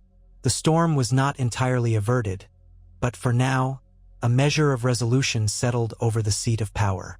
Joffrey stood in the midst of it, numb, as the lords knelt before the man he had once called uncle. Stannis' face was grim, unsmiling as ever, but he placed a hand on Joffrey's shoulder. Whether in pity or in tacit acknowledgement of the boy's sacrifice, no one could say. Eddard Stark quietly ushered Joffrey away from the dais, for the boy had no place among these kneeling lords now. He did not resist. His head bowed, as though a great weight had lifted only to leave him hollow. With Stannis recognized in the throne room, the city breathed anew. Tensions lingered. Renly was still a threat. The Lannisters were still at large. Balon Greyjoy's raids continued. But the immediate question of the Iron Throne had a lawful answer. As for Joffrey, he slipped into the corners of the Red Keep, half-dazed. Some spat at him, calling him abomination, cursing his mother's name. Others offered a degree of sympathy, but he had no illusions left. He had returned only to end the farce of his birthright in front of every power in the realm. In doing so, he had severed his ties to the only family he had ever known, even if they had been built on lies. Days later, King Stannis officially took his seat on the Iron Throne, an austere coronation with little pageantry, overshadowed by the many looming conflicts. Ned Stark remained hand, at least for the time being, for Stannis saw use in Ned's sense of honor and the respect he held among the Northern Lords. The Queen Mother, no longer a queen at all, languished in her chambers, raving at times. Jaime Lannister was nowhere to be found, rumored to be leading some strike against the Tullus, and Tywin was embattled by the Ironborn. Renly and his southern allies returned to Highgarden to plan their next move, uncertain if open war was wise or if they should bide their time and hope Stannis' rule proved so unpopular that lords would flock to Renly in due course. Joffrey was not present at the coronation. He had left quietly, soon after his confession, and no one tried to stop him. Some believed he might be imprisoned, others that he might be tried for complicity in the incest that had nearly foisted him on the throne. But no formal charges were pressed, for Stannis had no desire to spill the boy's blood. He was a byblow of the Lannister queen, or so everyone believed, and not worth the scandal of a trial. And perhaps Stannis, stern as he was, recognized the strange courage it must have taken for Joffrey to stand in the hall and speak the truth. So the boy was permitted to leave King's Landing without further fuss. He departed with a meager horse, a few provisions, and a swirl of uncertain rumors behind him. Perhaps he would fade into obscurity. Perhaps, in time, he would be remembered only as a footnote, the bastard prince who refused the Iron Throne and confessed his mother's crime, hastening the rule of King Stannis. For many, that was enough. The realm turned its gaze to the new king, to the wars that still threatened, to the negotiations with Renly, to the question of how the Lannisters would react. Joffrey became, in essence, a ghost, an echo of what might have been. As he rode away from the city for the second time, he paused on a hill overlooking the Blackwater Rush. The walls of King's Landing gleamed in the distance, and he thought he could see the shape of the Red Keep, the tower where he had spent his childhood. He felt no desire to return. The city belonged to the man now called King Stannis, rightful or otherwise. With a final glance, he turned his horse north again, uncertain of his destination, uncertain if he might find a place in a realm that had once seemed to revolve around him. He only knew that he had no hunger for crowns or power anymore. He had turned his back on all that. If the realm found peace, it would be a peace forged without him. No one knew precisely what became of him in the seasons that followed. The official line from King Stannis' court was that the boy was free to go, but if he returned and caused trouble, the penalty would be severe. Some in the taverns told stories of a golden-haired wanderer who drifted from village to village, working odd jobs, never staying in one place for long. Others whispered he might have found passage to Essos, or joined the Night's Watch in anonymity, or died in a ditch somewhere. The realm moved on. The War of the Five Kings was averted in name, yet conflicts flared still between the Baratheon brothers, between the Lannisters and Tullus, between the Ironborn and their mainland foes. It was war in a smaller shape with fewer clear lines, but it was war nonetheless. And so Westeros found itself locked again in strife, though different from the cataclysm that would have unfolded had Joffrey taken the throne. In the annals of history, maesters would later debate the significance of the boy's act. Some wrote that Joffrey's refusal of the crown saved thousands of lives by preventing the immediate clash between Lannister forces and the realm. Others argued that it only delayed the inevitable. Still others saw it as a minor footnote compared to the grand sweep of kings and queens and dragons that would come in later years. But for the people who lived through it, that brief, astonishing moment when Joffrey Baratheon said, "I will not claim the crown," was like a stone thrown into a still pond, sending ripples of uncertainty across all 7 kingdoms. Yet in the end it was done. The Iron Throne had found its occupant in King Stannis Baratheon. The Lannister Queen Mother's power was broken, her children disinherited. The realm braced for new conflicts, but for the moment, a measure of uneasy calm took hold. A calm built on the tenuous foundation of the brother who wore the crown and the brother who eyed it from Highgarden. And somewhere, across the roads of Westeros, a golden-haired boy rode on in search of a future that did not belong to kings and queens. He had set down the crown before ever picking it up, and thus changed the fate of the realm in ways no one could fully count. Perhaps that was enough to call it courage. Courage born of fear, regret, and a glimpse of truth sharp enough to make any boy bleed. All that remained was the forward march of time. Wars would burn or flicker, alliances would be forged or broken, new rulers would rise or fall.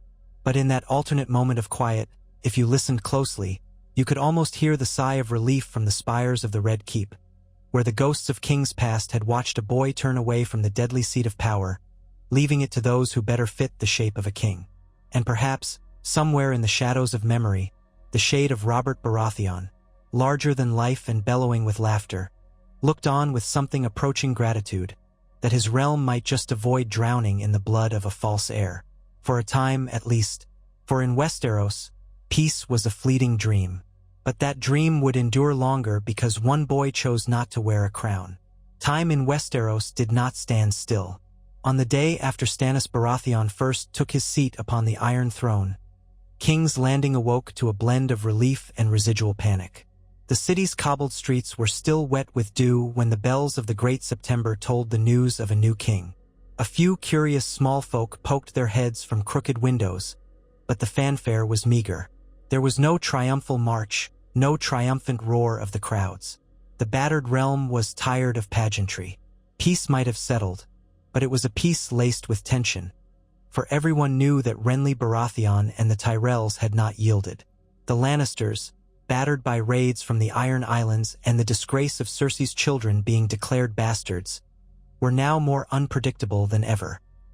And somewhere in the realm's wide expanse, the golden-haired boy who had set these events in motion drifted down lonely roads on a tired horse. Still, there was a hush of exhausted gratitude inside the Red Keep, as though even the great stones exhaled after the long game of hidden truths.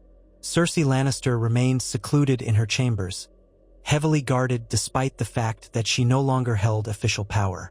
Maesters fussed at her bedside, reporting her condition as a mixture of hysteria and fatigue. Now that her darkest secret lay bare before the realm, she had lost her mask, her composure, her hope for controlling the Iron Throne through her children. Myrcella and Tommen were kept nearby, though in far more modest apartments than they once occupied. They were children, after all, and Stannis, though uncompromising, would not have them harmed without cause. Yet he eyed them with suspicion, for they were living reminders of the incestuous union that had sullied Robert Baratheon's legacy.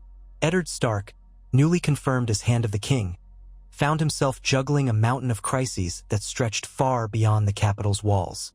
He rose before dawn each day to meet with the small council. The members had shifted slightly, as some had slunk away, like Grand Maester Pycelle, who had conveniently taken ill and retired to his study, or departed for safer lands in the confusion. But Peter Baelish, unpredictable as ever, remained. Varys lurked as well, with an expression of mild relief that the city had not exploded into riot.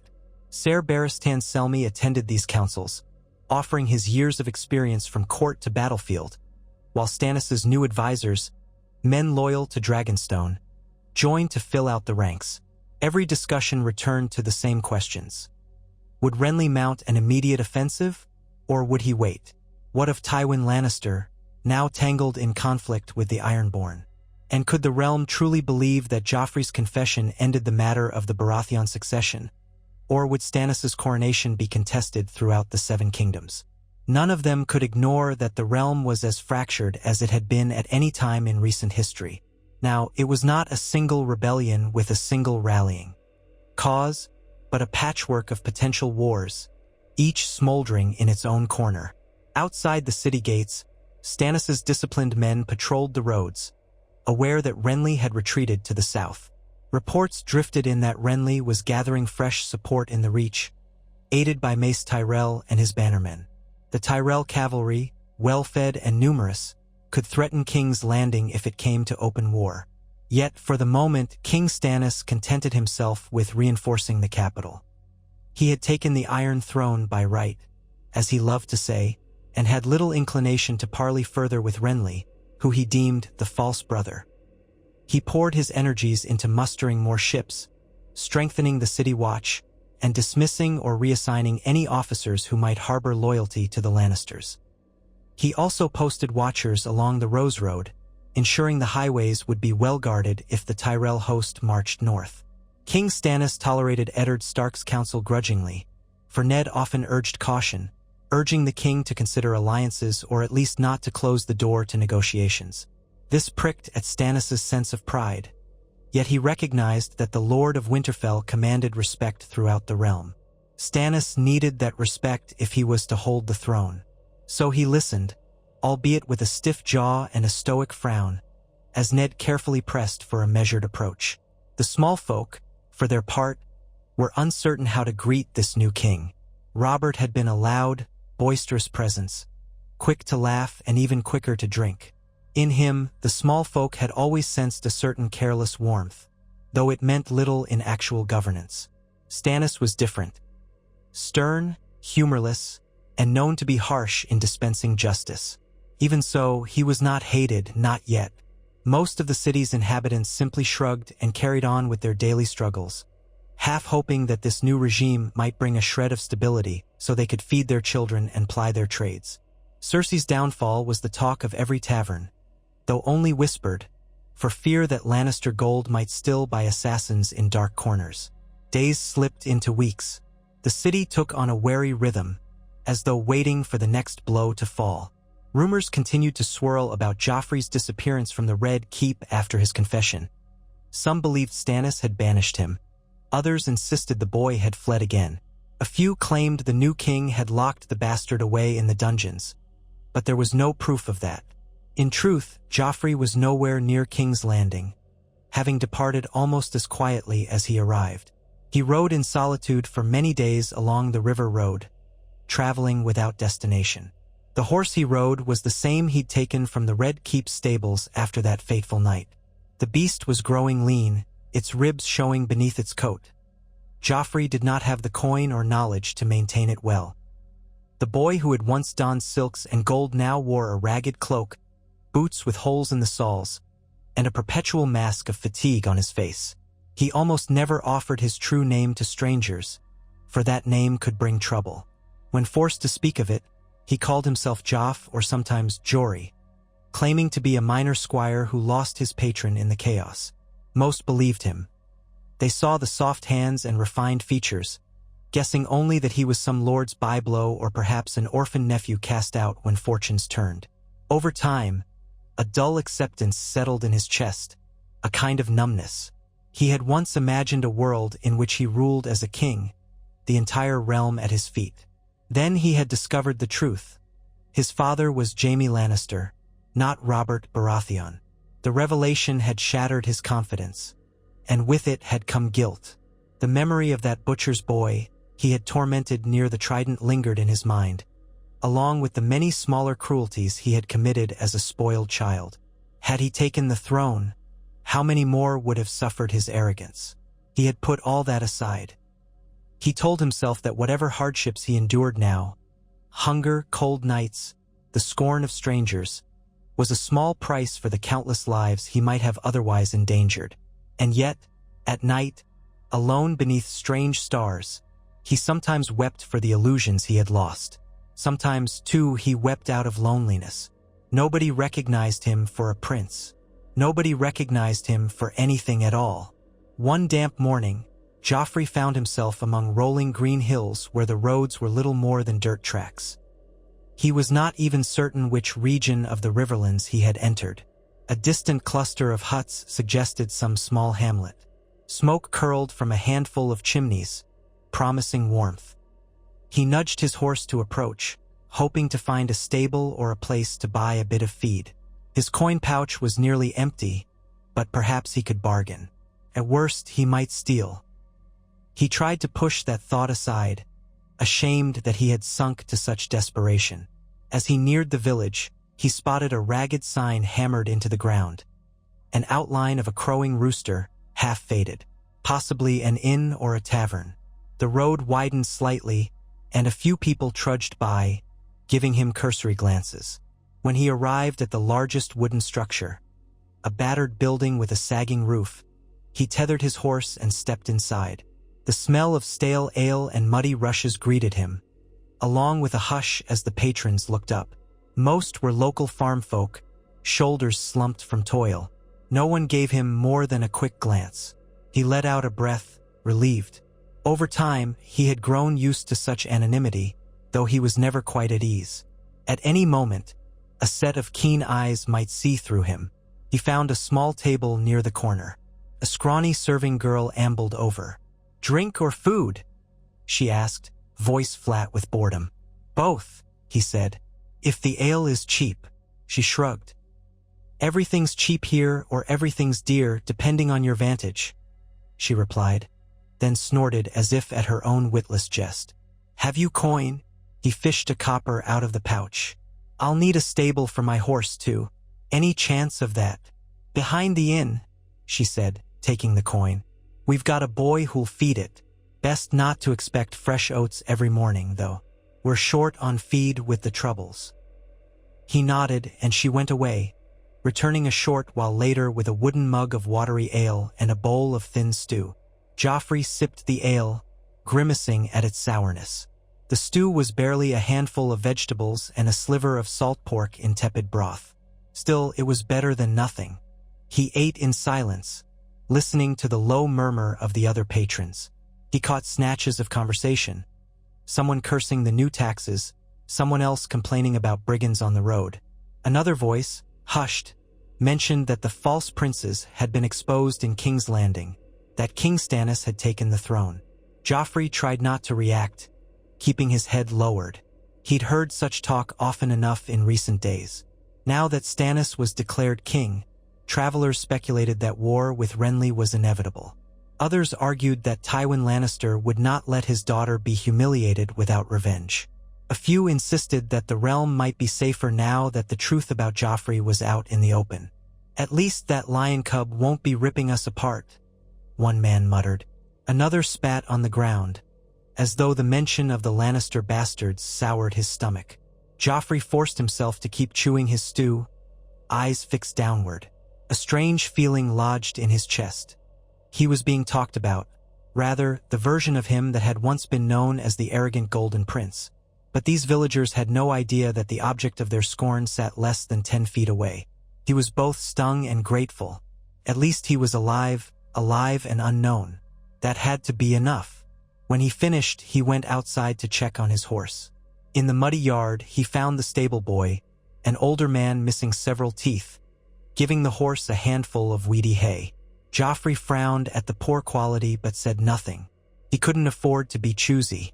As he stood there, a group of riders clattered into the yard, 6 of them, wearing bits of mismatched armor and carrying weapons. The man in the lead had a scar running from his forehead to his chin, twisting his left eye into a permanent squint. They reined up their mounts and looked around, laughing loudly at something. At once, Joffrey felt uneasy. The tension in their posture, the battered gear. This was no ordinary band of travelers. They might be mercenaries or worse, brigands. Several wore scraps of cloth that bore what might have once been House Lannister's colors, but the lion sigil was torn and dirty. He turned to leave before they noticed him, but Scarface caught his eye, his squint brightening with interest. "Ho there, boy," he called. "Are you from around here?" Joffrey shook his head, forcing nonchalance. "Just passing through." The other men exchanged glances. One spat a wad of phlegm into the mud. Scarface slid off his horse with a grunt, letting it stand untethered. "You see any lords on the road? Any convoys, armed or otherwise?" "No," said Joffrey, trying to keep his voice steady. "Only a few farmers and peddlers." Scarface studied him for a moment, then barked a laugh. "What's your name, boy?" Joffrey hesitated. "Jory," he said at last. It was the name he'd used most frequently these past weeks. Scarface's companions began to dismount.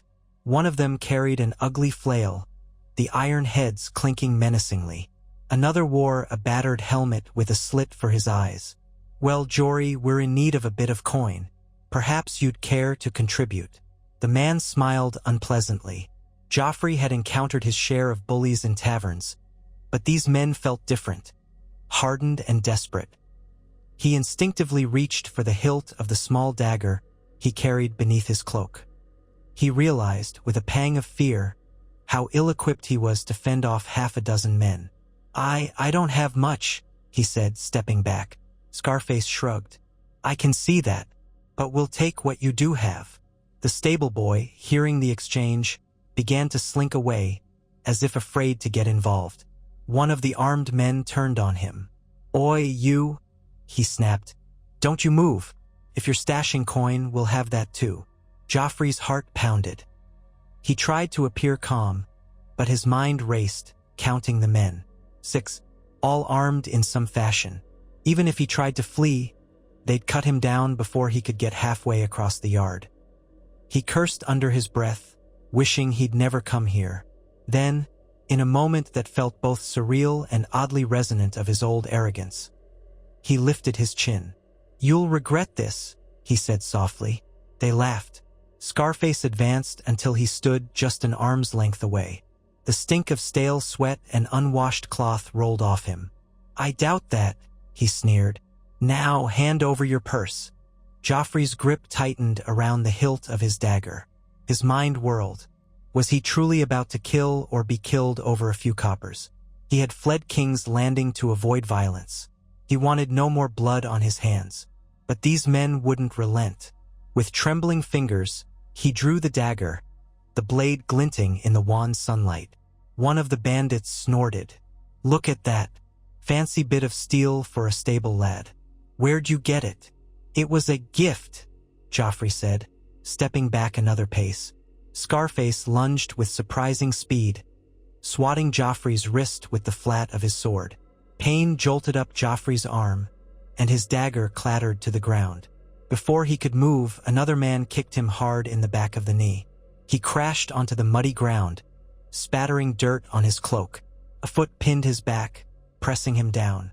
His vision blurred with a mix of rage and fear. "Stop!" he gasped. They didn't stop. Scarface bent and ripped Joffrey's coin pouch from his belt, checking its meager contents. "7 hells, you weren't lying," he grunted, disappointed by the few coins. "What else you got?" He began to pat Joffrey down, searching pockets. Joffrey saw a chance. He twisted, trying to claw at Scarface's face. But the other man pinned him more firmly. A moment later, Scarface seized a coil of rope hanging on a post and tied Joffrey's hands behind his back, ignoring his struggles. "We might get more out of him if we keep him around," one of the bandits remarked. "Maybe he's got family with gold. Or maybe we can sell him somewhere as a laborer." "No!" Joffrey cried, but a blow to his head silenced him, leaving him dizzy. He felt a wet warmth on his cheek, realized his skin had split. His vision swam. Before they could decide his fate, a voice barked from across the yard. "Unhand him! Now!" Joffrey, half-dazed, turned his head.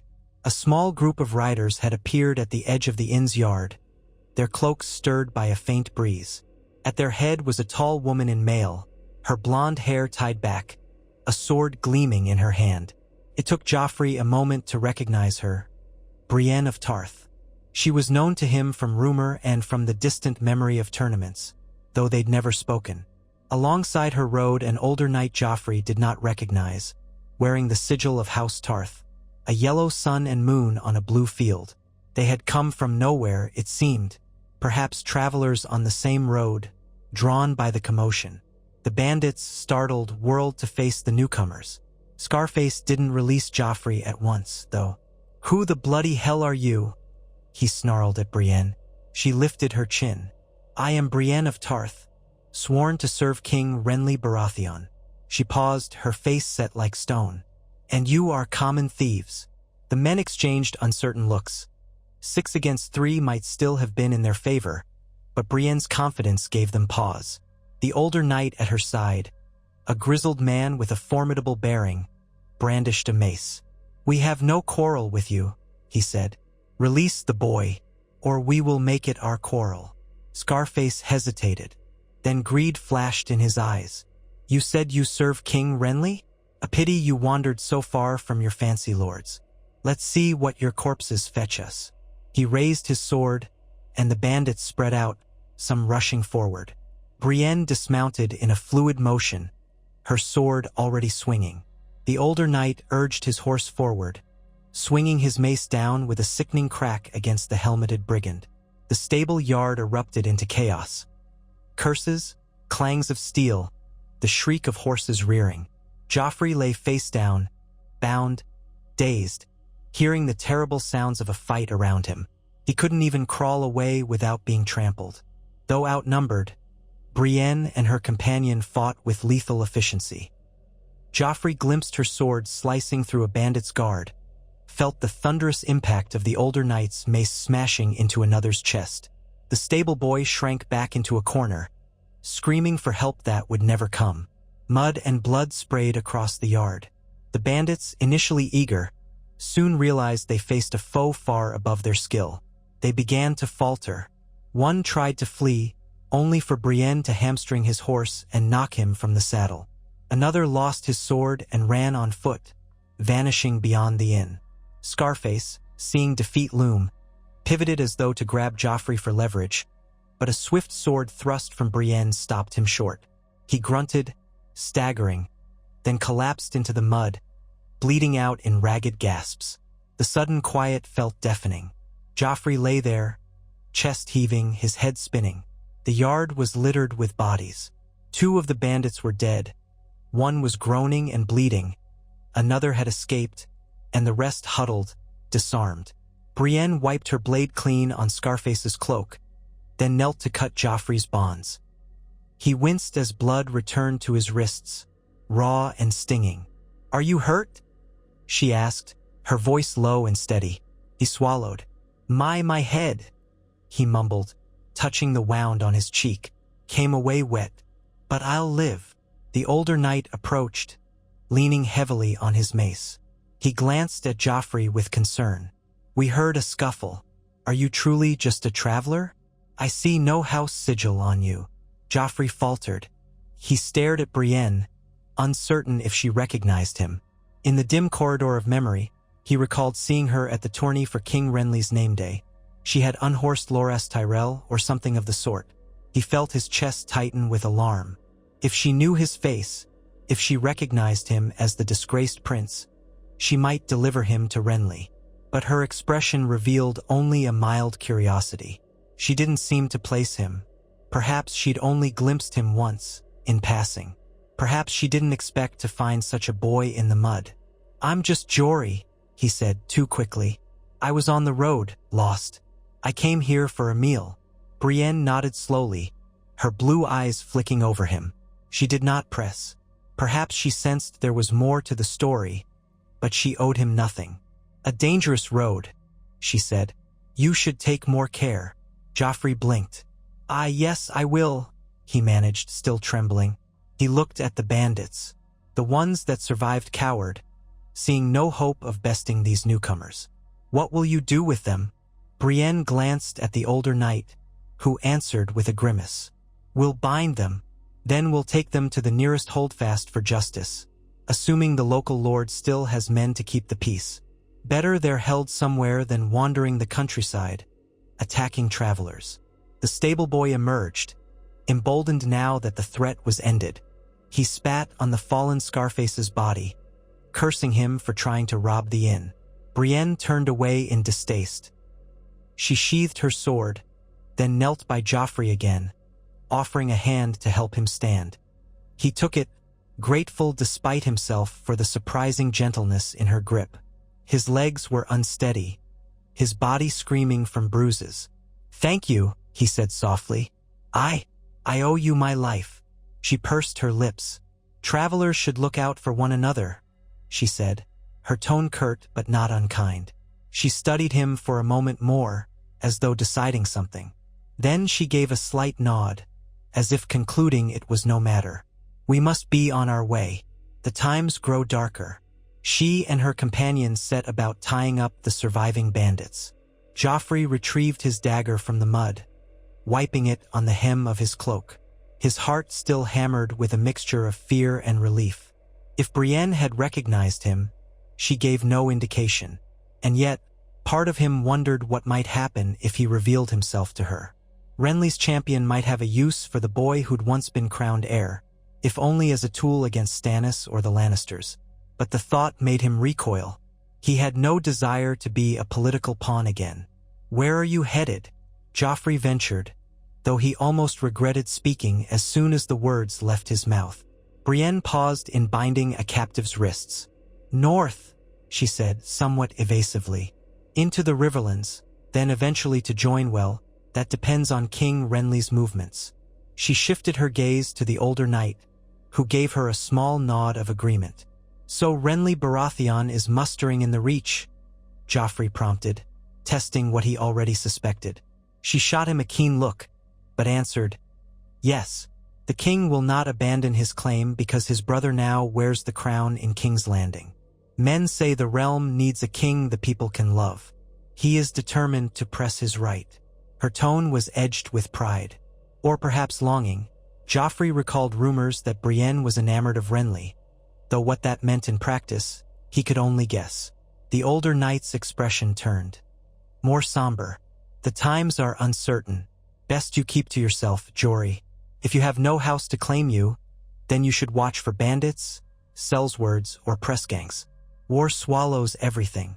Joffrey nodded, gaze drifting to the battered yard where blood pooled in muddy puddles. War indeed. He had tried to prevent a war by renouncing the crown, but Westeros had a way of forging its own conflicts. Maybe if he had remained at King's Landing, it would have been even worse. Lannister armies storming the city, or the Baratheon brothers clashing in the streets. As it was, the realm still teetered. He thought about telling them that King Stannis sat the Iron Throne, that the city was bracing for an assault.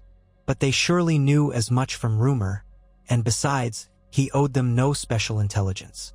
"Thank you again," Joffrey said, forcing a shaky smile. "I'll be on my way as soon as my horse is rested." Brienne only offered a curt nod in response, already turning away to see to the captive bandits. The older knight gave Joffrey a more appraising look, then followed her. Joffrey stood there for a moment, uncertain, part of him wanting to repay their kindness somehow. But what did he have to offer? Instead, he watched them drag the bandits around the back of the inn, presumably to some shed or storage space that could serve as a makeshift jail. Joffrey let out a breath, then returned to the inn. He rummaged what few coins remained in his pouch. Scarface had taken some, but in the confusion, Joffrey had retrieved a couple from the ground, enough to buy a few more scraps of food. He resolved to leave at first light tomorrow. He wanted no part in any further violence. That night, he lay in a cramped loft above the taproom, the straw mattress prickling his skin. He stared at the wooden beams overhead, listening to the distant hum of conversation below. A shaky candle cast flickering shadows on the wall.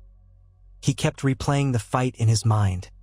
The swirl of swords, the squeal of terrified horses, Brienne's calm ferocity. He felt a twinge of something akin to admiration. Once upon a time, he might have scoffed at the idea of a woman in armor. But it was her blade that had saved his life. And in a realm ravaged by men's wars, what did it matter who swung the sword? as long as the blow was true.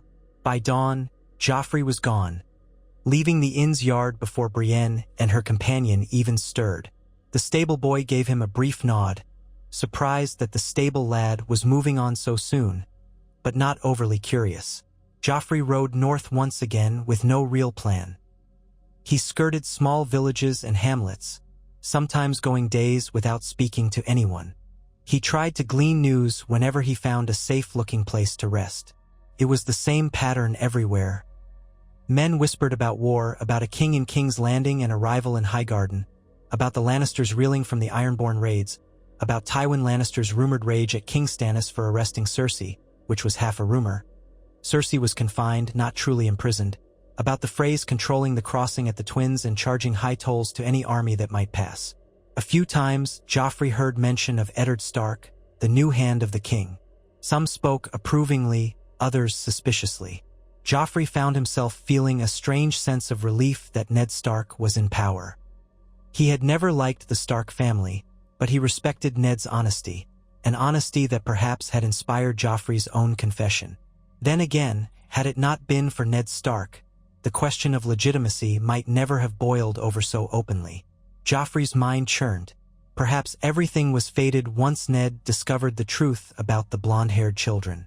Or perhaps it was simply the unstoppable machinery of politics. Either way, he knew better than to return. If King Stannis discovered him within the city's walls, he might be used as proof of Lannister treachery or as a hostage to manipulate Jaime or Tywin.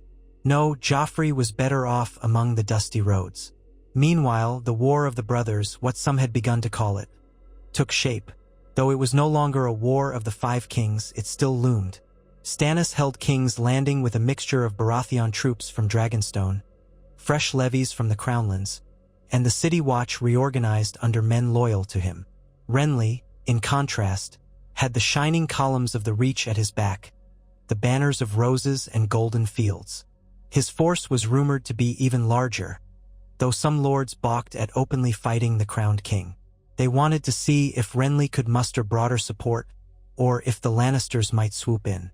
In short, it was a slow burn, not a wildfire. Tywin Lannister remained in the west, stymied by Balon Greyjoy's cunning raids. With his coastline harassed, Tywin could not easily march east without leaving his own lands vulnerable. Rumor had it he was negotiating a deal with the Ironborn, perhaps offering them some tenuous independence if they would leave the Westerlands alone. No one could confirm these rumors, but the notion of it made many a Westerosi quake. If Tywin was willing to break the realm's unity to save his own seat, the future looked bleak indeed. In Riverrun, House Tully mobilized under Edmure Tully's leadership, uncertain which king to support. Their old ties to the Baratheons through marriage, Catelyn Stark to Ned, once Robert's friend, inclined them somewhat to Stannis, but they also had no love for the Lannisters. Their immediate priority was to keep their lands free of raiders or stray armies. Dorne remained silent, choosing neither side, while the Vale of Arryn, under Lysa Arryn's flighty guardianship, sealed itself behind mountain passes. The North kept watch too, but with Ned in King's Landing and Robb Stark still young, the Northern Lords mostly held back. Some rumored that if the South tore itself apart, the North might simply declare independence, though that seemed like a drastic measure. Thus Westeros found itself in a new sort of deadlock. Two kings, each with a fraction of the realm, each suspicious of the other, neither wanting to fling the first sword if they might yet rally more lords through diplomacy. Meanwhile, all eyes flicked westward, waiting to see if Tywin Lannister would march to avenge his daughter's humiliation, or if he would be forced to sue for peace. King Stannis demanded that Tywin deliver Jaime Lannister to stand trial for incestuous relations with the late Queen Regent. Word had spread that Jaime was indeed father to Joffrey, Myrcella, and Tommen. There was no turning back from that scandal. The truth was out. But Jaime remained beyond reach, possibly leading some knightly band in the Westerlands, or perhaps with Tywin himself. Within the Red Keep, Eddard Stark navigated these treacherous waters each day. He spent hours drafting letters to lords across the realm, trying to persuade them that peace was best served by recognizing Stannis' rightful claim. He wrote to Hoster Tully, to the lords of the Reach, even to Dorne. He also corresponded with Robb in Winterfell, cautioning him to remain vigilant but not to join any side prematurely. Sansa and Arya, both at Winterfell with their brother, sent letters back, describing the quiet winter preparations and how they missed him. Ned felt a pang of homesickness whenever he read those letters. He had come south to serve Robert, only to find the king dead and a swirl of secrets unraveling. Now he was tangled up as the hand to a new monarch, one who did not share Robert's easy camaraderie. Still, Ned soldiered on, his sense of duty compelling him. Sometimes Ned would check on Tommen and Myrcella, ensuring their chambers were comfortable, that they wanted for nothing. Both children had grown quiet, subdued by the knowledge that their mother lay in a near-constant state of despair. A few times, Ned tried to speak with Cersei herself, but she turned him away with venomous words or blank stares. In the corridors, Myrcella would curtsy politely if she saw Ned, but in her eyes he saw confusion, sorrow, and fear. Tommen, plump-cheeked and shy, rarely left his chamber. They were living remnants of a scandalous union, but they were still just children. Ned wondered if Stannis might eventually turn his iron sense of justice on them. He prayed it would never happen, for he had no desire to see them punished for sins not their own.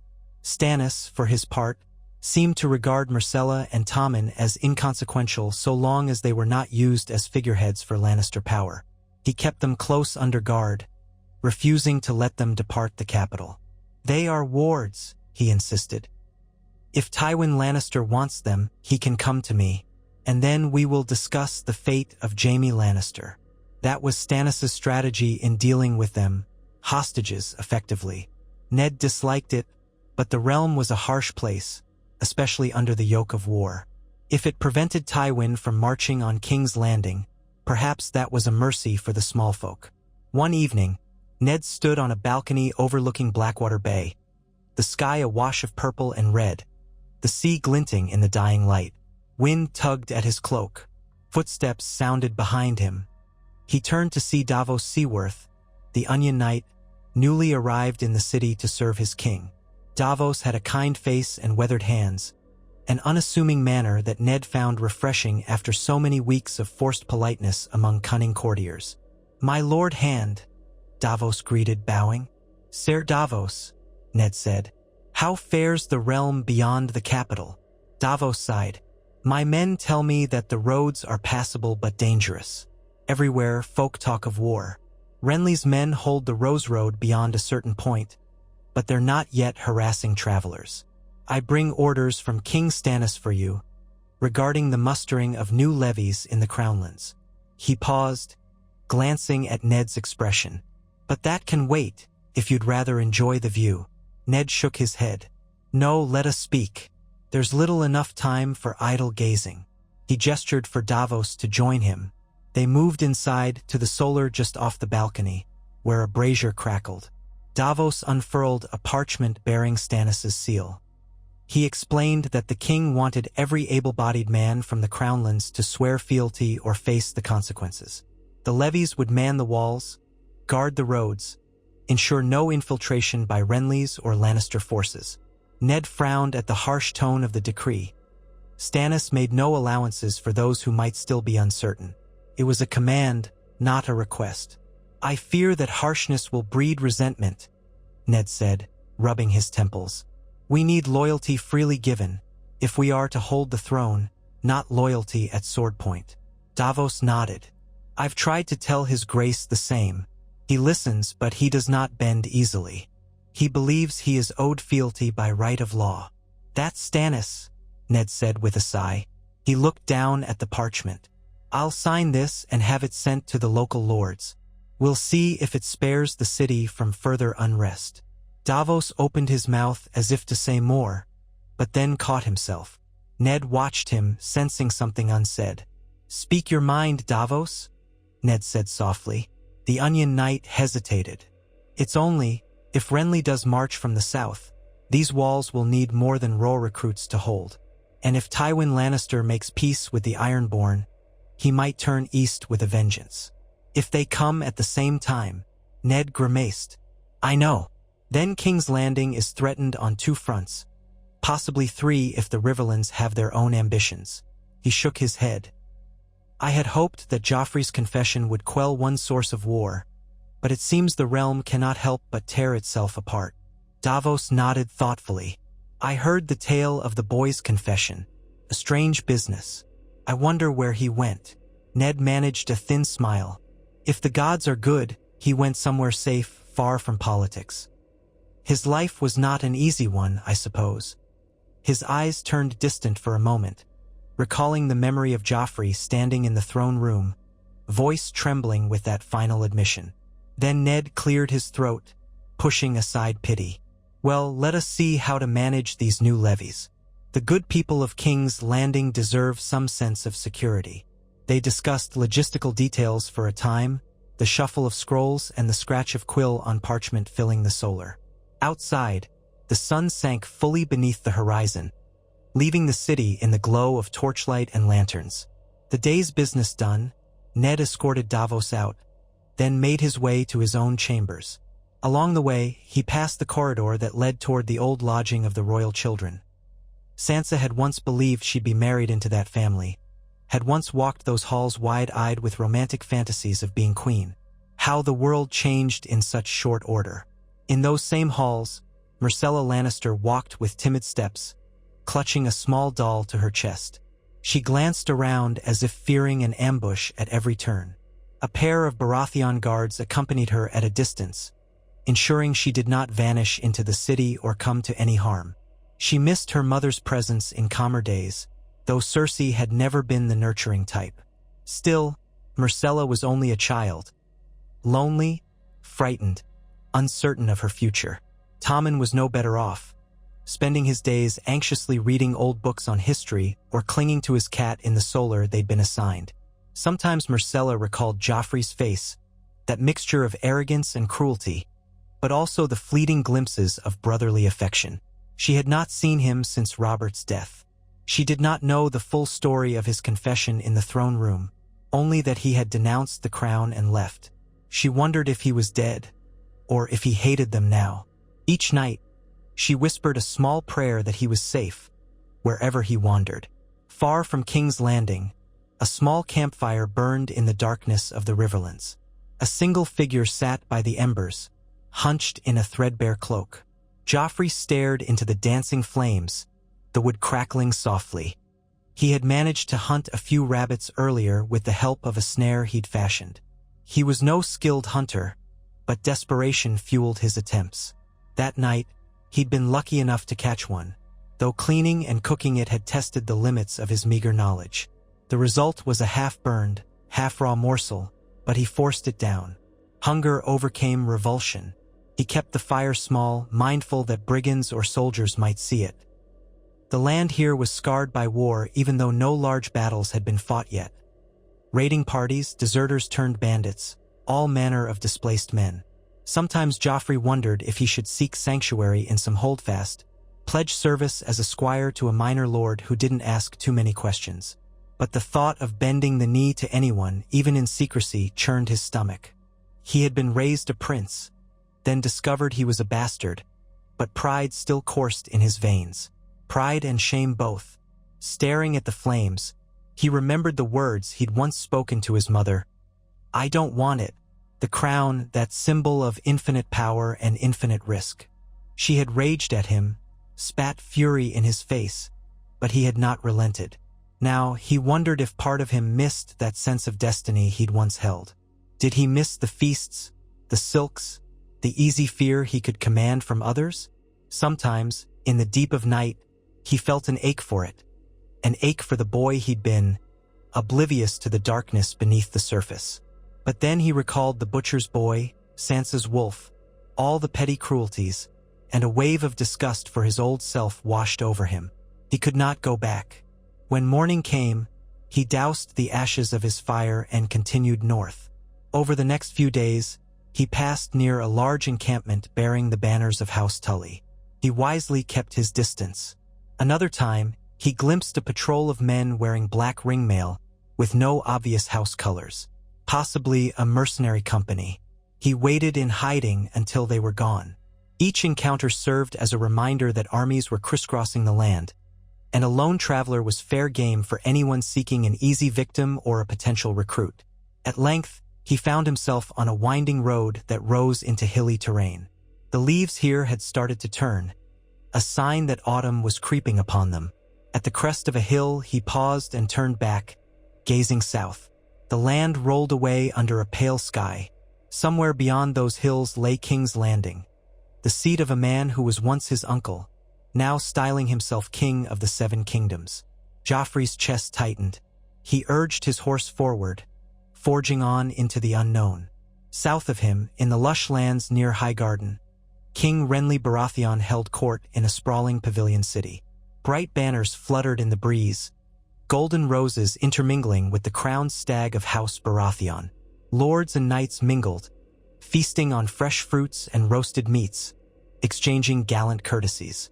One might almost mistake it for a grand festival, until one saw the rows of tents housing thousands of soldiers, or the lines of wagons carrying provisions for a campaign. Renly charmed them all with his easy smiles and flamboyant gestures. At his side, Marjorie Tyrell played the gracious hostess, wearing green and gold silks that accentuated her beauty. They were a vision of what the realm could be, young, fertile, alive with possibility. Many knights adored Renly for his warmth, calling him the true heir to Robert's spirit. The fact that Stannis had claimed the throne first was, in their eyes, a legal technicality overshadowed by the will of the lords. But for all Renly's pageantry, he had not marched north yet. He was gathering allies, forging alliances. He corresponded with certain river lords, trying to convince them that siding with him meant an end to Lannister aggression. He sent envoys to Dorne, promising new trade concessions if they recognized his claim. He listened to suggestions that he should woo the North as well, perhaps by offering terms to Ned Stark. Yet something always held him back from making the final push. Perhaps he feared a direct confrontation with Stannis' disciplined forces. Perhaps he hoped to see if the Lannisters or Stannis would tear each other apart first. So his grand army remained in the Reach, indulging in feasts, performing mock justs, half training and half reveling. Brienne of Tarth moved among these encampments, longing in her heart. She had risked her life to champion Renly's cause, and she believed in him wholeheartedly. Yet she felt restless amid the feasting and the hollow courtesies. Every day she trained with her sword, sparred with knights who mocked her, only to grow quiet when she bested them.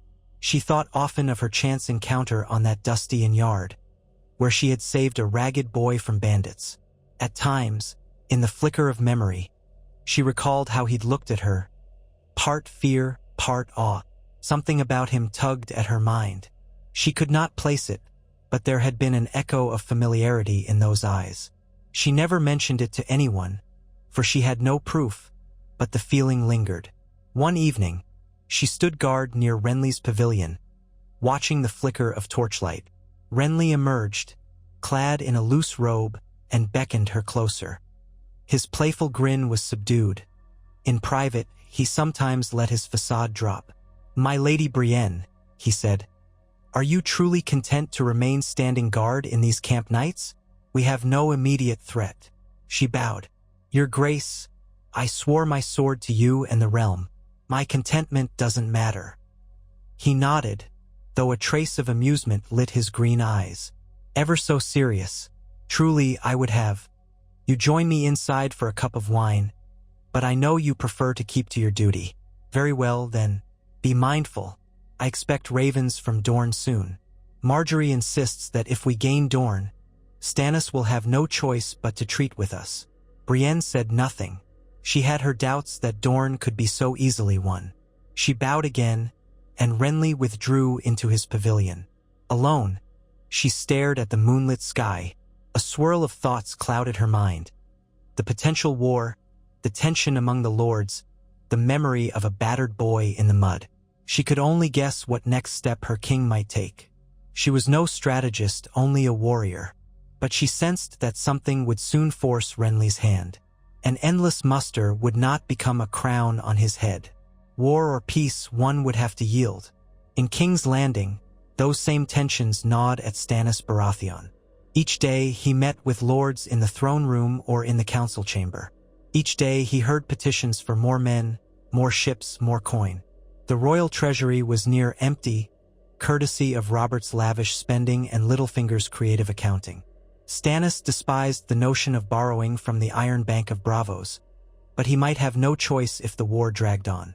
The City Watch demanded wages, the Crownland's levies required provisions, the ships in Blackwater Bay needed maintenance. Meanwhile, the small council wrangled over every detail. One afternoon, while meeting with a handful of Crownland's lords, Stannis lost his temper.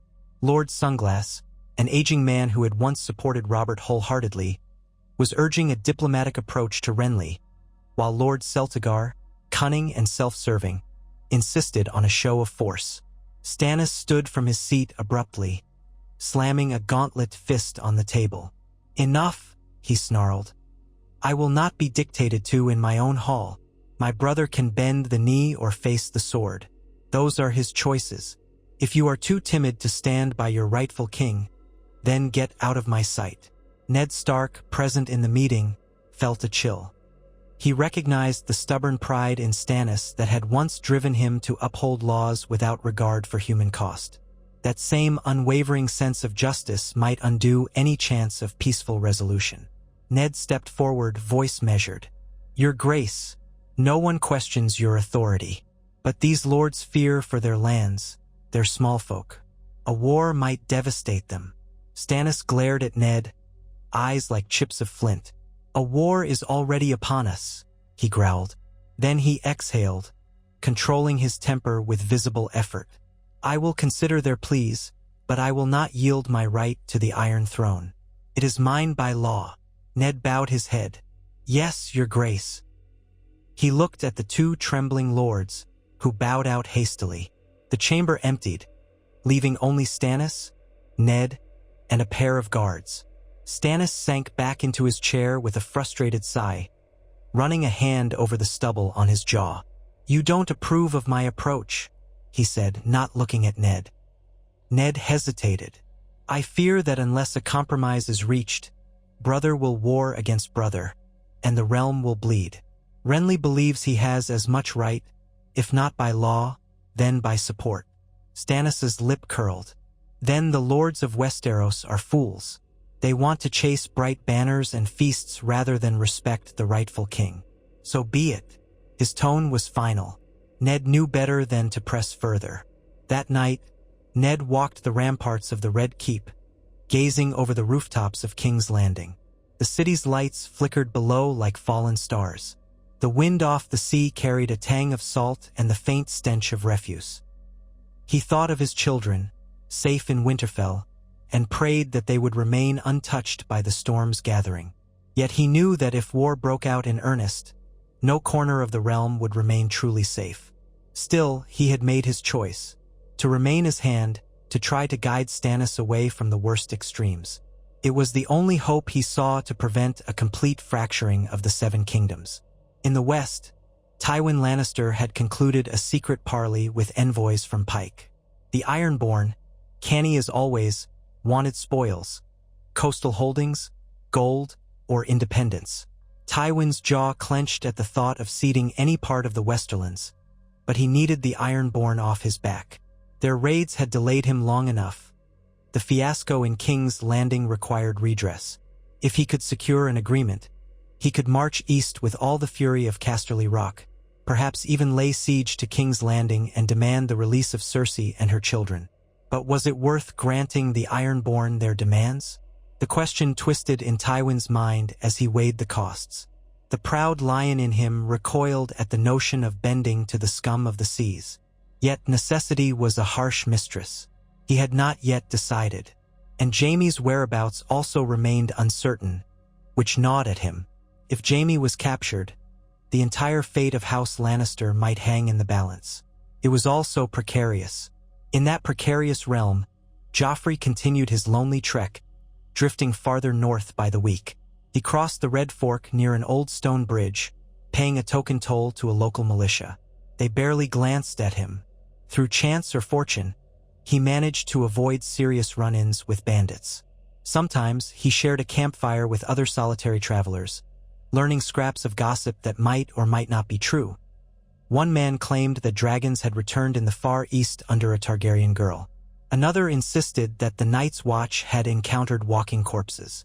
Such rumors felt unreal compared to the daily struggles of finding food and avoiding thieves. At last, he found himself on the outskirts of a large forest. The sign indicated he was nearing the neck, that swampland dividing the north from the rest of Westeros. He paused, weighing the notion of venturing into the north, a land of wolves and harsh winters. Part of him whispered that if he kept going, he might eventually reach the wall, join the Night's Watch, shed his entire past. A boy in black, beholden to no family, no name. Was that freedom or a prison of a different sort? His horse, exhausted, pawed at the ground. Joffrey patted its flank, feeling a pang of guilt for subjecting the poor beast to such a long, aimless journey. Perhaps he should sell it or trade it, but that would mean traveling on foot even more vulnerable. He cursed quietly, uncertain of his next step. The wind rustled through the tall grass, carrying a chill from the north. A group of travelers emerged from the trees, a motley assortment of hunters, by the look of them, with bows and hunting spears. They paused at the sight of Joffrey, eyeing him warily. He raised a hand in a gesture of peace, trying to appear harmless. One of them, a wiry man with a streak of gray in his beard, called out, "Ho, traveler! You heading north?" Joffrey shrugged. "I suppose so. Is the road safe?" The man spat. "Safe enough if you avoid the mire and keep your eyes open. Wolves roam these parts, four-legged and two-legged alike." He eyed Joffrey's tired mount. "You might want to stable that beast at the inn yonder. Won't fare well in the bogs." Joffrey thought that over. "There's an inn near here?" He had not expected as much in such a sparse region. A mile or so that way." The hunter pointed with his spear. "A rickety place called the Mossy Hall or some such. You can't miss it. They charge dear for a bed, but it's better than sleeping in the mud." Joffrey nodded thanks, parted ways with the hunters, and followed the narrow path they'd indicated. True to the man's word, the forest soon opened to reveal a squat wooden structure perched on slightly higher ground, its walls overgrown with moss, the roof sagging under creeping vines. A sign hung lopsidedly, "The Mossy Lodge." Smoke rose from a stone chimney, suggesting a hearth inside. Joffrey dismounted and pushed open the creaking door to find a dim common room lit by a single hearth and a couple of candles. A few rough-looking locals hunched over cups of ale. Behind a battered counter, a stout woman with a ruddy face glanced up. "Evening," she said curtly. "Need a room?" Joffrey nodded. For a night or two, he fished out the last of his meager coppers. "And a stable for my horse if you have one."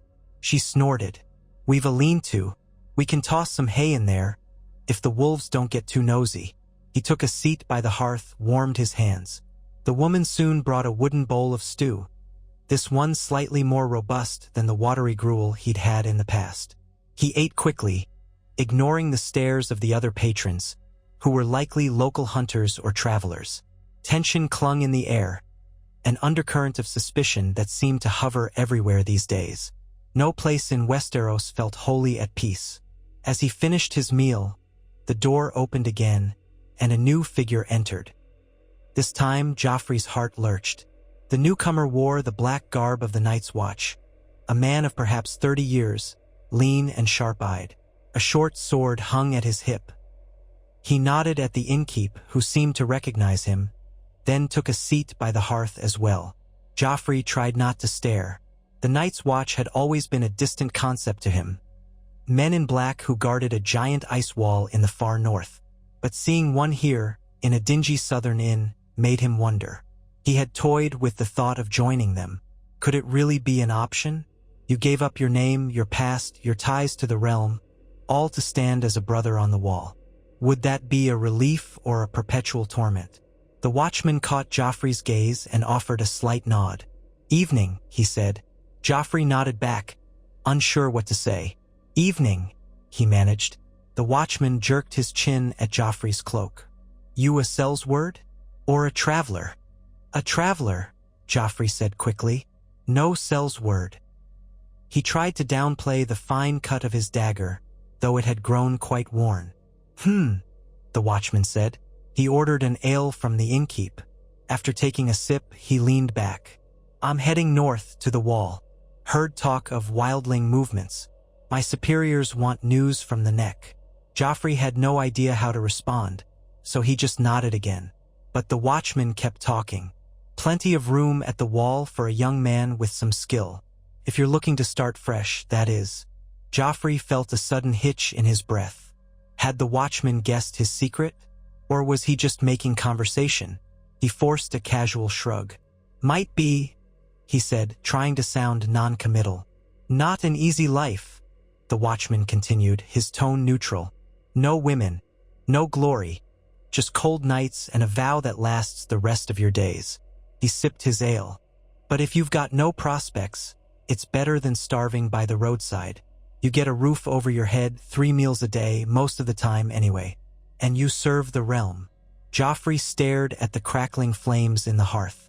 The offer, unspoken though it was, dangled like a strange lifeline. He imagined himself in black, standing on the wall, gazing out at the frozen wastes. No more wars for the throne, no more Lannister whispers, no more illusions of being Robert's son. Just the vow. A part of him almost leapt at the possibility, but another part shrank away. Could he truly cast aside everything he'd ever known? He had already cast aside his crown, but this would mean casting aside the memory of his siblings, Tommen, Myrcella. Even his mother, who might be rotting in despair. Or maybe it would be a mercy to sever that final tie and vanish forever into the north. I'll think about it, Joffrey said quietly. The watchman shrugged, finishing his ale. No rush. The road's still open if you want to tag along with me in the morning. We'll be crossing the neck, heading to Moat Cailin, then further on. Joffrey's heartbeat thundered. Thank you, he said after a moment. I appreciate the offer. He left the watchman by the hearth and went to the small corner that served as a room. It was partitioned off by a flimsy curtain, containing a narrow pallet that smelled of damp. He sat on the pallet, mind swirling. This was the first time he'd confronted the idea in concrete form. If he went with the watchman, by the time they reached Castle Black, he could swear the oath and become a man of the Night's Watch. Prince to bastard, bastard to crow. A sharp, almost painful laugh bubbled in his throat at the irony. That night he barely slept. He lay awake, eyes on the dark rafters, hearing every creak and whistle of the wind outside. Memories of King's Landing flooded him. His mother's fierce eyes, Sansa's trembling courtesy, the terrible moment in the throne room when he spoke the truth before everyone. Then, overshadowing all else, the ghost of Robert Baratheon loomed in his mind. A man he had once called father, though that had been a lie. Now, perhaps the best thing he could do was vanish entirely, giving no one cause to use him, hunt him, or worship him as a false idol. At dawn, he saddled his horse, tension knotting his stomach. The watchman was readying his own mount, a shaggy brown mare, in front of the inn. He waved Joffrey over. So, you decided to ride with me? Joffrey opened his mouth, but the words caught. He glanced at the mossy walls, the muddy path leading north. The forest beyond seemed ominous, but perhaps it was a path to redemption. Yes, he said at last. If you'll have me. The watchman nodded. Name's Willand, and you are. A moment of hesitation. The name Joffrey caught in his throat like a bone. Jory, he said again, the alias feeling hollow in his mouth. Jory it is, Willand replied. Well, let's be off. The neck is no place to linger. If we make good time, we'll reach Moat Cailin by dusk.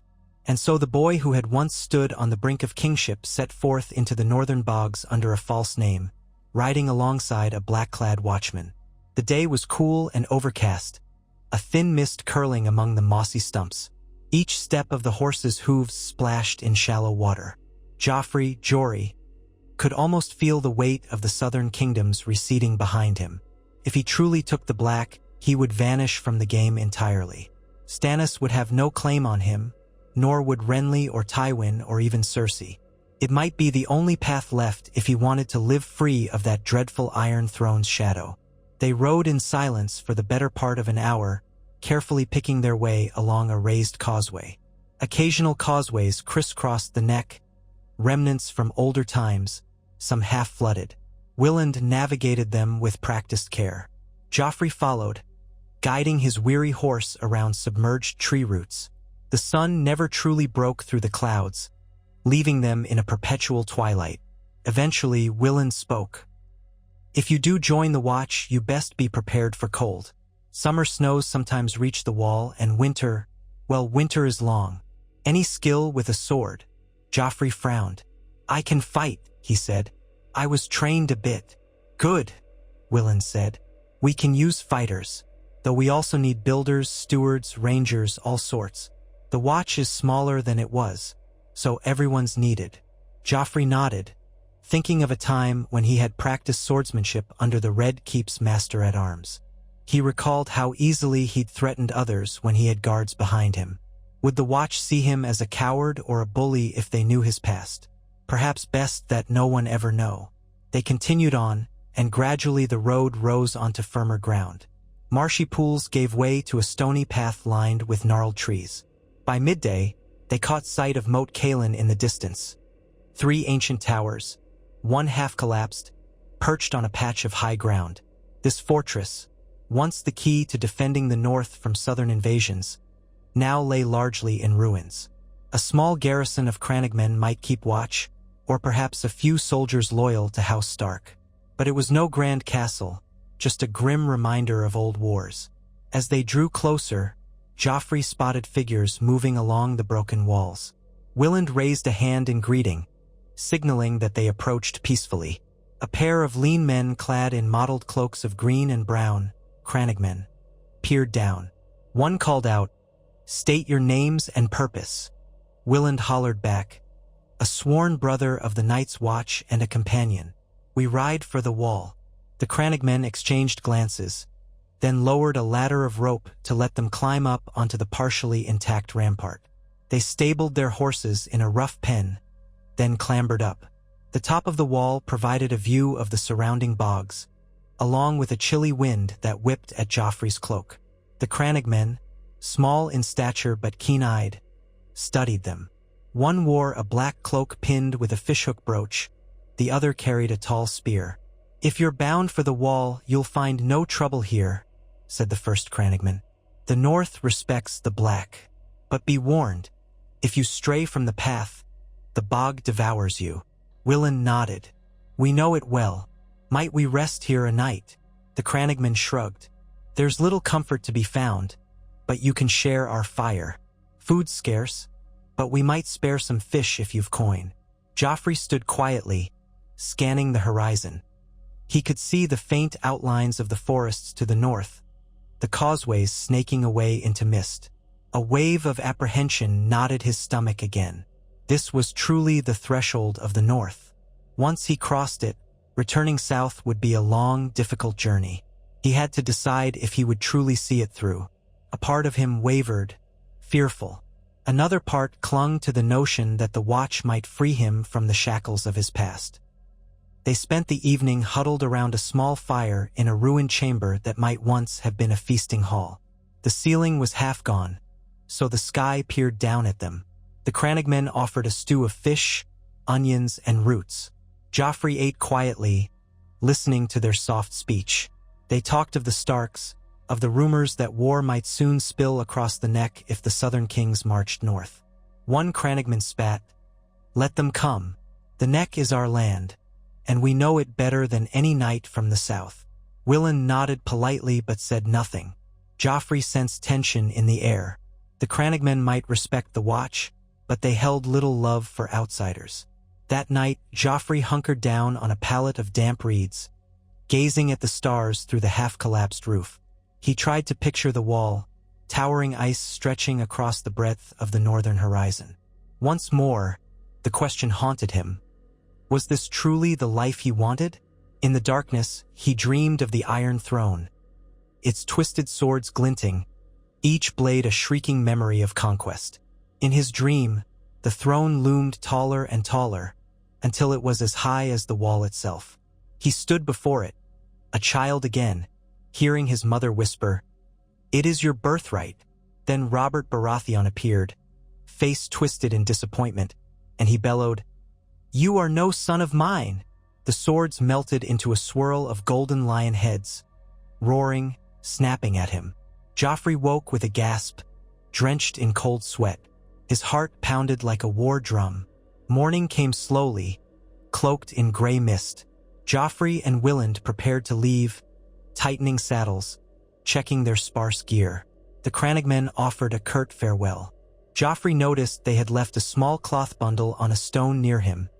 Fish jerky, presumably for the journey. Perhaps their cold reserve belied a small kindness. He stuffed it in his bag with a nod of thanks. As they rode away from Moat Cailin, Joffrey felt a strange sort of finality, as if crossing some invisible boundary. The air was colder, the lee,